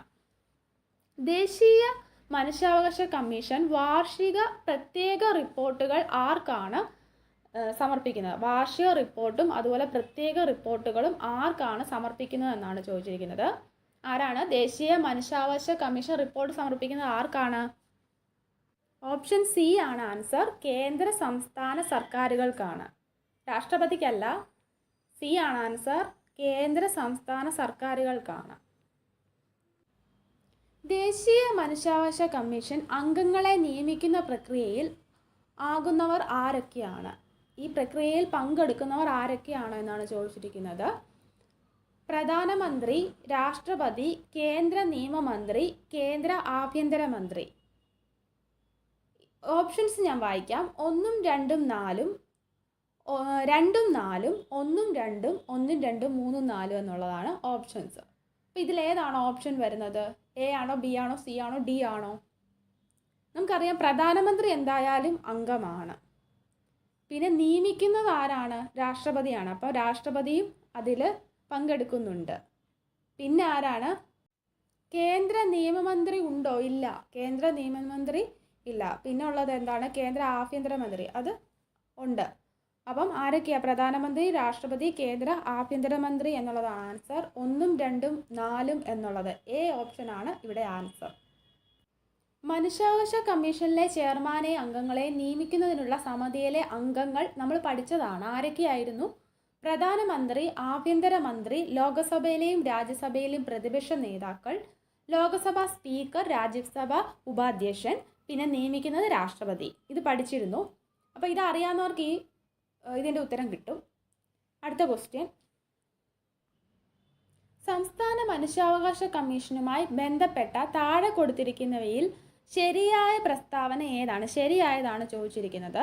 മനുഷ്യാവകാശ കമ്മീഷനുമായിട്ട് ബന്ധപ്പെട്ട ശരിയായ പ്രസ്താവന. ആദ്യത്തെ പ്രസ്താവന ഞാൻ വായിക്കാം. അംഗങ്ങളുടെ കാലാവധി 5 വർഷമോ അല്ലെങ്കിൽ 70 വയസ്സോ, ഇതിലേതാണോ ആദ്യം? രണ്ടാമത്തെ പ്രസ്താവന, കമ്മീഷൻ അംഗങ്ങളെ നിയമിക്കുന്നതും നീക്കം ചെയ്യുന്നതും ഗവർണറാണ്. മൂന്നാമത്തെ പ്രസ്താവന, അംഗങ്ങളെ തിരഞ്ഞെടുക്കുന്ന കമ്മിറ്റിയിൽ നിയമസഭാ സ്പീക്കർ അംഗമാണ്. പിന്നെ നാലാമത്തെ എന്താണ്? അംഗങ്ങൾക്ക് പുനർനിയമനത്തിന് അർഹതയില്ല. അപ്പം ഇതിൽ ശരിയായത് ഏതാണെന്നാണ് ചോദിച്ചിരിക്കുന്നത്. ഫസ്റ്റ് സ്റ്റേറ്റ്മെൻറ്റ് ശരിയാണോ? 5 വർഷം അല്ലെങ്കിൽ 70 വയസ്സെന്നുള്ളത് നേരത്തെയാണ്. ഭേദഗതി വരുത്തിയതിന് ശേഷം എന്താണ്? 3 വർഷം അല്ലെങ്കിൽ 70 വയസ്സ് എന്നാക്കിയിരുന്നു. അപ്പം ആ സ്റ്റേറ്റ്മെൻറ്റ് തെറ്റാണ്. കമ്മീഷൻ അംഗങ്ങളെ നിയമിക്കുന്നതും നീക്കം ചെയ്യുന്നതും ഗവർണറാണ്. നിയമിക്കുന്നത് ഗവർണറാണ്, പക്ഷേ നീക്കം ചെയ്യുന്നത് രാഷ്ട്രപതിയാണ്. അപ്പോൾ അത് തെറ്റാണ്. അംഗങ്ങളെ തിരഞ്ഞെടുക്കുന്ന കമ്മിറ്റിയിലെ നിയമസഭാ സ്പീക്കർ അംഗമാണ്. അതെന്താണ്? ശരിയായ ആൻസറാണ്. അത് ഞാൻ മനുഷ്യാവകാശ കമ്മീഷൻ എടുത്തപ്പോൾ പറഞ്ഞതാണ്, കഴിഞ്ഞ വീഡിയോയിലുണ്ട്. അംഗങ്ങൾക്ക് പുനർനിയമനത്തിന് അർഹതയില്ല. പുനർനിയമനത്തിന് അർഹതയില്ലേ? ഉണ്ട്. അപ്പോൾ അത് തെറ്റായ സ്റ്റേറ്റ്മെൻ്റ് അല്ലേ? അപ്പോൾ 1, 2, 4 തെറ്റാ. അപ്പോൾ ശരിയായ സ്റ്റേറ്റ്മെൻറ്റ് ഏതാണ്? അംഗങ്ങളെ തിരഞ്ഞെടുക്കുന്ന കമ്മിറ്റിയിൽ നിയമസഭാ സ്പീക്കർ അംഗമാണ് എന്നുള്ളതാണ് ശരി. അടുത്ത ക്വസ്റ്റ്യൻ, ദേശീയ മനുഷ്യാവകാശ കമ്മീഷനെ സംബന്ധിച്ച തെറ്റായ പ്രസ്താവനകൾ ഏതാണ്? ഒന്നാമത്തെ പ്രസ്താവന, വിരമിച്ച സുപ്രീം കോടതി ചീഫ് ജസ്റ്റിസിന് മാത്രമേ കമ്മീഷൻ അധ്യക്ഷൻ ആകാൻ കഴിയുകയുള്ളൂ. രണ്ടാമത്തെ പ്രസ്താവന, ഒരു സ്റ്റാറ്റ്യൂട്ടറി ബോഡിയാണ്. 3, കമ്മീഷന് 5 ഡിവിഷനുകളാണുള്ളത്. നാലാമത്തെ പ്രസ്താവന, ശ്രീ രാജീവ് ജെയിൻ നിലവിലെ കമ്മീഷനിൽ അംഗമാണ്. അപ്പം ഇതാണ് 4 പ്രസ്താവനകൾ. ഓപ്ഷൻസ് 1 മാത്രം, 1, 4 മാത്രം, 2, 3 മാത്രം, 1, 2, 3, 4 എന്നുള്ളതാണ്. അപ്പോൾ ഇതിൽ തെറ്റായതാണ് ചോദിച്ചിരിക്കുന്നത്. വിരമിച്ച സുപ്രീം കോടതി ചീഫ് ജസ്റ്റിസിന് മാത്രമേ അധ്യക്ഷനാകാൻ കഴിയുകയുള്ളൂ. ശരിയാണോ? നേരത്തെ ഇത് പ്രകാരം ശരിയായിരുന്നു. ഭേദഗതി വന്നതിന് ശേഷം എങ്ങനെയാക്കി? സുപ്രീം കോടതി ചീഫ് ജസ്റ്റിസിനും ജഡ്ജിക്കും ചെയർമാൻ പദവി അലങ്കരിക്കാം. അപ്പോൾ തെറ്റായ പ്രസ്താവനയാണ്. അടുത്തത് സ്റ്റാറ്റ്യൂട്ടറി ബോഡി ആണല്ലോ, അത് ശരിയല്ലേ? രണ്ടാമത്തെ പ്രസ്താവന ശരിയാണ്. കമ്മീഷന് 5 ഡിവിഷനാണുള്ളത്. അപ്പം നമുക്ക് ഓപ്ഷൻസ് നോക്കാം. 1 മാത്രം, 1ഉം 4ഉം മാത്രം എന്ന് കൊടുത്തിട്ടുണ്ട്. അപ്പം നമ്മൾ 1 എന്തായാലും തെറ്റാണെന്ന് മനസ്സിലായി. അപ്പോൾ ബാക്കി 3 എണ്ണം നോക്കിയാൽ മതിയല്ലോ. പിന്നെ 2 ശരിയാണെന്ന് മനസ്സിലായി. അപ്പം ആ ഡി അങ്ങ് കളയാമല്ലോ. പിന്നെന്താണ്? എയും ബിയും മാത്രമല്ലേ ഉള്ളൂ നമുക്ക് സംശയം. അപ്പം 4ാമത്തെ പ്രസ്താവന നോക്കാം. ശ്രീ രാജീവ് ജെയിൻ നിലവിലെ കമ്മീഷനിൽ അംഗമാണ് എന്നുള്ളതാണ്. അപ്പോൾ അതും ശരിയാണ്. അപ്പം തെറ്റായ പ്രസ്താവന ഏതാണ്? 1 മാത്രമേ ഉള്ളൂ. അപ്പം ഓപ്ഷൻ എ 1 മാത്രം എന്നുള്ളതാണ് ഇവിടെ ആൻസർ. താഴെ കൊടുത്തിരിക്കുന്നവയിൽ വിവരാവകാശവുമായി ബന്ധപ്പെട്ട ശരിയായ പ്രസ്താവന ഏത്? ശരിയായ പ്രസ്താവനയാണ് ചോദിച്ചിരിക്കുന്നത്. പ്രസ്താവനകൾ ഞാൻ വായിക്കാം. വിവരാവകാശ നിയമം നിലവിൽ വന്നത് 2005. അത് കറക്റ്റ് ആണല്ലോ. അപ്പോൾ തന്നെ നമുക്കറിയാം നമുക്ക് ഉത്തരം കിട്ടി. ഓപ്ഷൻ എ ആണ് ശരി. എങ്കിലും നമുക്ക് ബാക്കി ഓപ്ഷൻസ് കൂടെ നോക്കാം. ഓപ്ഷൻ ബി വിവരാവകാശ നിയമം പ്രാവർത്തികമാക്കാൻ പ്രവർത്തിച്ച സംഘടനയാണ് ഉത്തർപ്രദേശിലെ കിസാൻ ശക്തി മോർച്ച. ശരിയാണോ? അല്ല. വിവരാവകാശ നിയമം പ്രാവർത്തികമാക്കാൻ പ്രവർത്തിച്ച സംഘടന ഏതാണ്? മസ്ദൂർ കിസാൻ ശക്തി സംഘടനയാണ്. ഇത് ഉത്തർപ്രദേശിലല്ലല്ലോ, രാജസ്ഥാനിലാണ്. മസ്ദൂർ കിസാൻ ശക്തി സംഘടന എവിടെയാണ്? രാജസ്ഥാനിലാണ് രൂപീകരിച്ചത്. അതുപോലെ ഈ സംഘടനയുടെ സ്ഥാപക ആരാണ്? അരുണ റോയ് ആണ്. ഇനിയും ഓപ്ഷൻ സി, രാജ്യസുരക്ഷയെയും അഖണ്ഡതയും ബാധിക്കുന്ന വിവരങ്ങൾ, കോടതി പരിഗണനയിലുള്ളവ, വ്യക്തികളുടെ ജീവനും സുരക്ഷയ്ക്കും ഭീഷണിയാകുന്നവ എന്നീ വിവരങ്ങൾ വിവരാവകാശ നിയമം വഴി വെളിപ്പെടുത്താവുന്നതാണ് എന്നാണ് സ്റ്റേറ്റ്മെന്റ്. അത് തെറ്റല്ലേ? വെളിപ്പെടുത്തേണ്ടാത്ത വിവരങ്ങളാണ് ഇതൊക്കെ. വിവരാവകാശ നിയമപ്രകാരം വെളിപ്പെടുത്തേണ്ടതില്ലാത്തവയുടെ ഗണത്തിൽപ്പെടുന്നവയാണ് രാജ്യസുരക്ഷ, അഖണ്ഡത എന്നിവയെ ബാധിക്കുന്ന വിവരങ്ങൾ, കോടതി പരിഗണനയിലുള്ളവ, വ്യക്തികളുടെ ജീവനും സുരക്ഷയ്ക്കും ഭീഷണിയാകുന്നവ എന്നൊക്കെ. ഇനി അടുത്തത് ഡി ആണ്. ഡി ഓപ്ഷൻ പറഞ്ഞിരിക്കുന്നത്? മുഖ്യ വിവരാവകാശ കമ്മീഷണറും 10ൽ കുറയാത്ത അംഗങ്ങളും വിവരാവകാശ കമ്മീഷനിൽ ഉണ്ടാകുമെന്നാണ്. തികച്ചും തെറ്റായ സ്റ്റേറ്റ്മെന്റ് ആണ്. കാരണം മുഖ്യ വിവരാവകാശ കമ്മീഷണറും 10ൽ കൂടാത്ത എന്നല്ലേ നമ്മൾ പഠിച്ചത്? കുറയാത്ത എന്നല്ലല്ലോ, കൂടാത്ത അംഗങ്ങളും എന്നാണ്. അപ്പോൾ ആ ഒരു സ്റ്റേറ്റ്മെന്റ് തെറ്റാണ്. മൊത്തം എത്ര വേണമെന്നാണ്? 11 പേര് വേണമെന്നാണ്. അതിൽ കൂടാൻ പാടില്ല എന്നാണ്. അപ്പോൾ ഈ ചോദ്യത്തിൻ്റെ ഉത്തരം ഓപ്ഷൻ എ ആണ്. വിവരാവകാശ കമ്മീഷനുമായി ബന്ധപ്പെട്ട ശരിയായ പ്രസ്താവനകൾ ഏതൊക്കെയാണ്? ശരിയായ പ്രസ്താവനകൾ ഏതൊക്കെയാണ് എന്നാണ് ചോദിച്ചിരിക്കുന്നത്. 4 പ്രസ്താവനകൾ കൊടുത്തിട്ടുണ്ട്. ബാക്കി 4 ഓപ്ഷൻസും ഉണ്ടായിരുന്നു, എ ബി സി ഡി എന്ന്. അത് ഞാൻ ഇതിനകത്ത് ഉൾപ്പെടുത്താഞ്ഞതാണ്. നമുക്ക് നോക്കാം. എന്തായാലും പ്രസ്താവനകൾ വായിച്ചു നോക്കാം. സംസ്ഥാന തലത്തിൽ കേന്ദ്ര തലത്തിലും വിവരാവകാശ കമ്മീഷനുകൾ രൂപീകരിച്ചിട്ടുണ്ട്. ശരിയാണല്ലോ. മുഖ്യ വിവരാവകാശ കമ്മീഷണർ ഉൾപ്പെടെ 10ൽ കവിയാത്ത അംഗങ്ങൾ ഉണ്ടാകും. അതും ശരിയാണല്ലോ. തെറ്റായ വിവരങ്ങൾ നൽകുകയോ കൃത്യസമയത്തിനകം മറുപടി നൽകാതിരിക്കുകയോ ചെയ്താൽ ഉദ്യോഗസ്ഥന് മേൽ പിഴ ഈടാക്കും. അതും ശരിയായ സ്റ്റേറ്റ്മെന്റ് ആണ് അല്ലേ? വിവരാവകാശ നിയമപ്രകാരം ആവശ്യപ്പെടുന്ന വിവരത്തിന് കൃത്യസമയത്തിനകം മറുപടി തരാതിരിക്കുകയോ നിരസിക്കുകയോ അപൂർണമോ തെറ്റായതോ തൃപ്തികരമല്ലാത്തതോ ആയ മറുപടി നൽകുകയോ ചെയ്തെന്ന് വിവരാവകാശ കമ്മീഷന് ബോധ്യപ്പെട്ടാൽ വിവരങ്ങൾ നൽകുന്നതുവരെ ഓരോ ദിവസവും 250 രൂപ വീതം ബന്ധപ്പെട്ട ഉദ്യോഗസ്ഥന് പിഴ ചുമത്താൻ അധികാരമുണ്ട്. അപ്പം ബന്ധപ്പെട്ട ഉദ്യോഗസ്ഥന് മേൽ 250 രൂപ വീതം പിഴ ചുമത്തും. അതുപോലെ പരമാവധി ചുമത്താവുന്ന പിഴ എന്ന് പറയുന്നത് 25,000 രൂപയാണ്. അപ്പോൾ ഇത് ശരിയായ സ്റ്റേറ്റ്മെന്റ് ആണല്ലോ. അടുത്ത സ്റ്റേറ്റ്മെന്റ് കോടതിയുടെ പരിഗണനയിലുള്ള വിവരങ്ങൾ വെളിപ്പെടുത്താൻ നിർദ്ദേശിക്കാൻ അധികാരമില്ല. ശരിയാണല്ലോ. അപ്പോൾ ഈ ചോദ്യത്തിൻ്റെ ഉത്തരം എന്ന് പറയുന്നത് എല്ലാം ശരിയാണ് എന്നുള്ളതാണ്. അടുത്ത ക്വസ്റ്റ്യൻ, വിവരാവകാശ നിയമത്തിലെ വ്യവസ്ഥകൾ പ്രകാരം ഏത് സാഹചര്യത്തിലാണ് ഒരു വിശ്വസ്ത ബന്ധത്തിൽ ലഭിക്കുന്ന വിവരങ്ങൾ വെളിപ്പെടുത്താൻ കഴിയുക? ആദ്യത്തെ ഓപ്ഷൻ ഞാൻ വായിക്കാം. ഏതെങ്കിലും വ്യക്തി ആവശ്യപ്പെടുമ്പോൾ, അത് പൊതുപ്രവർത്തനത്തിൽ ഉൾപ്പെടുമ്പോൾ, ഒരു വലിയ പൊതുതാൽപര്യത്തിന് അത് ആവശ്യമാണെന്ന് യോഗ്യതയുള്ള അധികാരി കരുതുമ്പോൾ, അതിന് വാണിജ്യ പ്രാധാന്യം ഉൾപ്പെടുമ്പോൾ.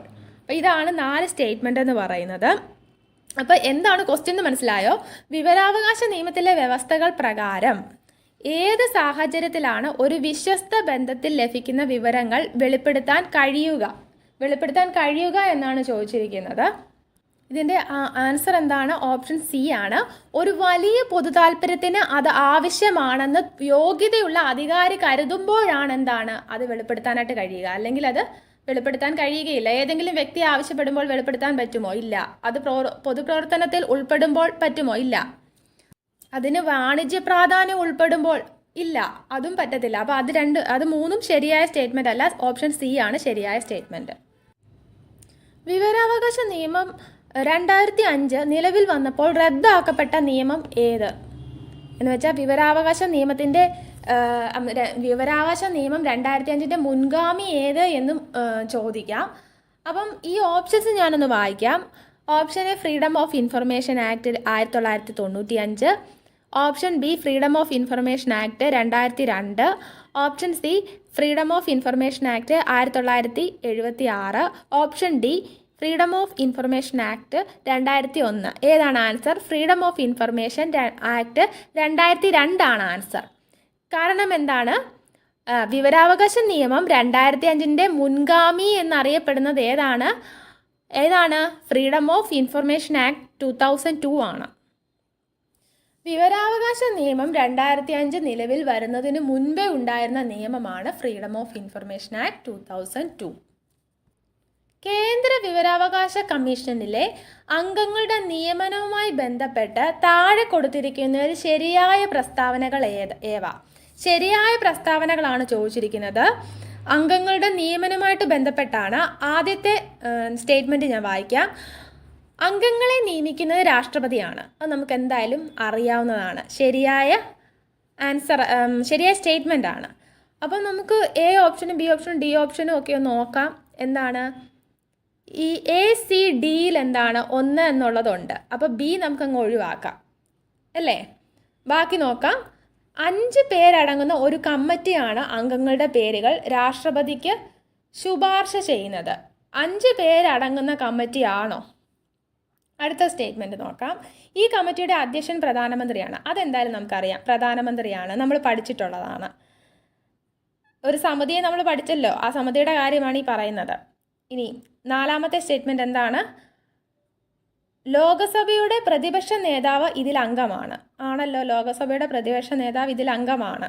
അപ്പോൾ ഏതൊക്കെയാണെന്ന് നിങ്ങൾക്ക് ഓർമ്മയുണ്ടോ? എങ്കിലും ഞാൻ ഒന്നുകൂടെ ഒന്ന് പറയാം. കേന്ദ്ര മുഖ്യ വിവരാവകാശ കമ്മീഷണറെയും കമ്മീഷണർമാരെയും തിരഞ്ഞെടുക്കുന്നത് 3 അംഗ സമിതിയാണ്. അതിലെ അംഗങ്ങൾ എന്ന് പറയുന്നത് പ്രധാനമന്ത്രി, ലോകസഭാ പ്രതിപക്ഷ നേതാവ്, പ്രധാനമന്ത്രി നോമിനേറ്റ് ചെയ്ത ഒരു ക്യാബിനറ്റ് മന്ത്രി. ഇത്രയും പേരേ ഉള്ളൂ. 5 പേരടങ്ങുന്ന കമ്മിറ്റിയല്ല, 3 പേരടങ്ങുന്ന കമ്മിറ്റിയാണ്. അപ്പം ഏതാണ് ഈ ക്വസ്റ്റ്യൻ ഉത്തരം ഏതാണ്? ഓപ്ഷൻ സി ആണ്. 1, 2, 3 ഓപ്ഷൻ സി 1, 3, 4 എന്നുള്ളതാണ്. 2019 ഭേദഗതി പ്രകാരം സംസ്ഥാന വിവരാവകാശ കമ്മീഷണറുടെ ഔദ്യോഗിക കാലാവധി എത്രയാണ്? 2019 ഭേദഗതി പ്രകാരമാണ് ചോദിച്ചിരിക്കുന്നത്. സംസ്ഥാന വിവരാവകാശ കമ്മീഷണറുടെ ഔദ്യോഗിക കാലാവധിയാണ് ചോദിച്ചിരിക്കുന്നത്. ഓപ്ഷൻസ് ഞാനൊന്ന് വായിക്കാം. ഓപ്ഷൻ എ 4 വർഷം അല്ലെങ്കിൽ 60 വയസ്സ് പൂർത്തിയാകുന്നത് വരെ. ഓപ്ഷൻ ബി 5 വർഷം അല്ലെങ്കിൽ 65 വയസ്സ് പൂർത്തിയാകുന്നത് വരെ. ഓപ്ഷൻ സി 6 വർഷം അല്ലെങ്കിൽ 65 വയസ്സ് പൂർത്തിയാകുന്നത് വരെ. ഓപ്ഷൻ ഡി ഇതൊന്നുമല്ല. ഏതാണ് ആൻസർ? ഓപ്ഷൻ ഡി ഇതൊന്നുമല്ല എന്നതാണ് ആൻസർ. കാരണം എന്താണ്? നമ്മൾ പഠിച്ചിരുന്നു 2019 ഭേദഗതി പ്രകാരം എങ്ങനെയാക്കിയിരുന്നു? കേന്ദ്ര സർക്കാരാണ് ഔദ്യോഗിക കാലാവധി തീരുമാനിക്കുന്നത് എന്ന് പറഞ്ഞിരുന്നു അല്ലേ? കേന്ദ്ര സർക്കാരാണ് തീരുമാനിക്കുന്നത്. അതുപോലെ 3 വർഷമായിട്ട് ചുരുക്കി എന്നും നമ്മൾ പഠിച്ചിരുന്നു. അപ്പം ഇതിൽ എന്തായാലും ഓപ്ഷൻ എയും ഓപ്ഷൻ ബിയും സിയും അങ്ങനെ പറയുന്നില്ലല്ലോ. അപ്പം ഇതൊന്നുമല്ല എന്ന ഓപ്ഷനാണ് കറക്റ്റായിട്ടുള്ള ഉത്തരം. അടുത്ത ക്വസ്റ്റ്യൻ, വിവരാവകാശ നിയമത്തിന് കീഴിൽ പൊതു അധികാര സ്ഥാനം എന്നതിൽ ഏതൊക്കെ ഉൾപ്പെടുന്നു? 1 സർക്കാർ ഓഫീസുകൾ, 2 ISRO, 3 Bharat petroleum corporation, 4 state bank of India. ഇതെല്ലാം എന്താണ്? പൊതു അധികാര സ്ഥാപനങ്ങളാണ്. സ്ഥാപനങ്ങളാണ്, പൊതു അധികാര സ്ഥാപനങ്ങളാണ്. അപ്പം ഓപ്ഷൻ ഡി ആണ് ശരിയായ ആൻസർ. 1, 2, 3, 4 ഇതെല്ലാം എന്താണ്? ശരിയാണ്, ഉൾപ്പെടുന്നവയാണ്. 2005 വിവരാവകാശ നിയമപ്രകാരം പൗരന് ലഭിക്കാവുന്ന വിവരവുമായി ബന്ധപ്പെട്ട ശരിയായ പ്രസ്താവന ഏതാണ്? പ്രസ്താവനകൾ ഞാൻ വായിക്കാം. ആഗ്രഹിക്കുന്ന ഏതൊരു വിവരം ലഭ്യമാകുന്നതാണ്. അത് നമുക്ക് വായിക്കുമ്പോഴേ അറിയാം തെറ്റായ സ്റ്റേറ്റ്മെൻ്റ് ആണ്. ഏതൊരു വിവരവും ലഭ്യമാകുമോ? ഇല്ല. പൊതു അധികാര സ്ഥാപനങ്ങളുടെ പക്കലുള്ള എല്ലാ വിവരങ്ങളും ലഭ്യമാവുന്നതാണ്. ആണോ? ചില കേസിൽ ലഭ്യമല്ലാത്തതുമുണ്ട്. വകുപ്പ് 8, 9 എന്നിവയിൽ പറഞ്ഞിട്ടുള്ളതൊഴികെ എന്താണ്? പൊതു അധികാര സ്ഥാപനങ്ങളുടെ പക്കലുള്ള വിവരങ്ങൾ ലഭ്യമാവുന്നത്. ഇപ്പം എന്താണ്? ആ സ്റ്റേറ്റ്മെൻറ്റ് കറക്റ്റ് ആയിട്ടുണ്ട്. എന്താണ്? ഓപ്ഷൻ സി ആണ് ഇവിടെ കറക്റ്റ്. എങ്കിലും ഡി ഒന്ന് ഞാൻ വായിക്കാം. ഭരണഘടനാ സ്ഥാപനങ്ങളുടെ വിവരങ്ങൾ മാത്രം ലഭ്യമാവുന്നതാണ്. ആണോ? അത് മാത്രമേ ലഭ്യമാകത്തുള്ളൂ? അല്ല. അപ്പോൾ ഏതാണ് ശരിയായ സ്റ്റേറ്റ്മെൻറ്റ്? ഓപ്ഷൻ സി ആണ് ശരിയായ സ്റ്റേറ്റ്മെൻറ്റ്.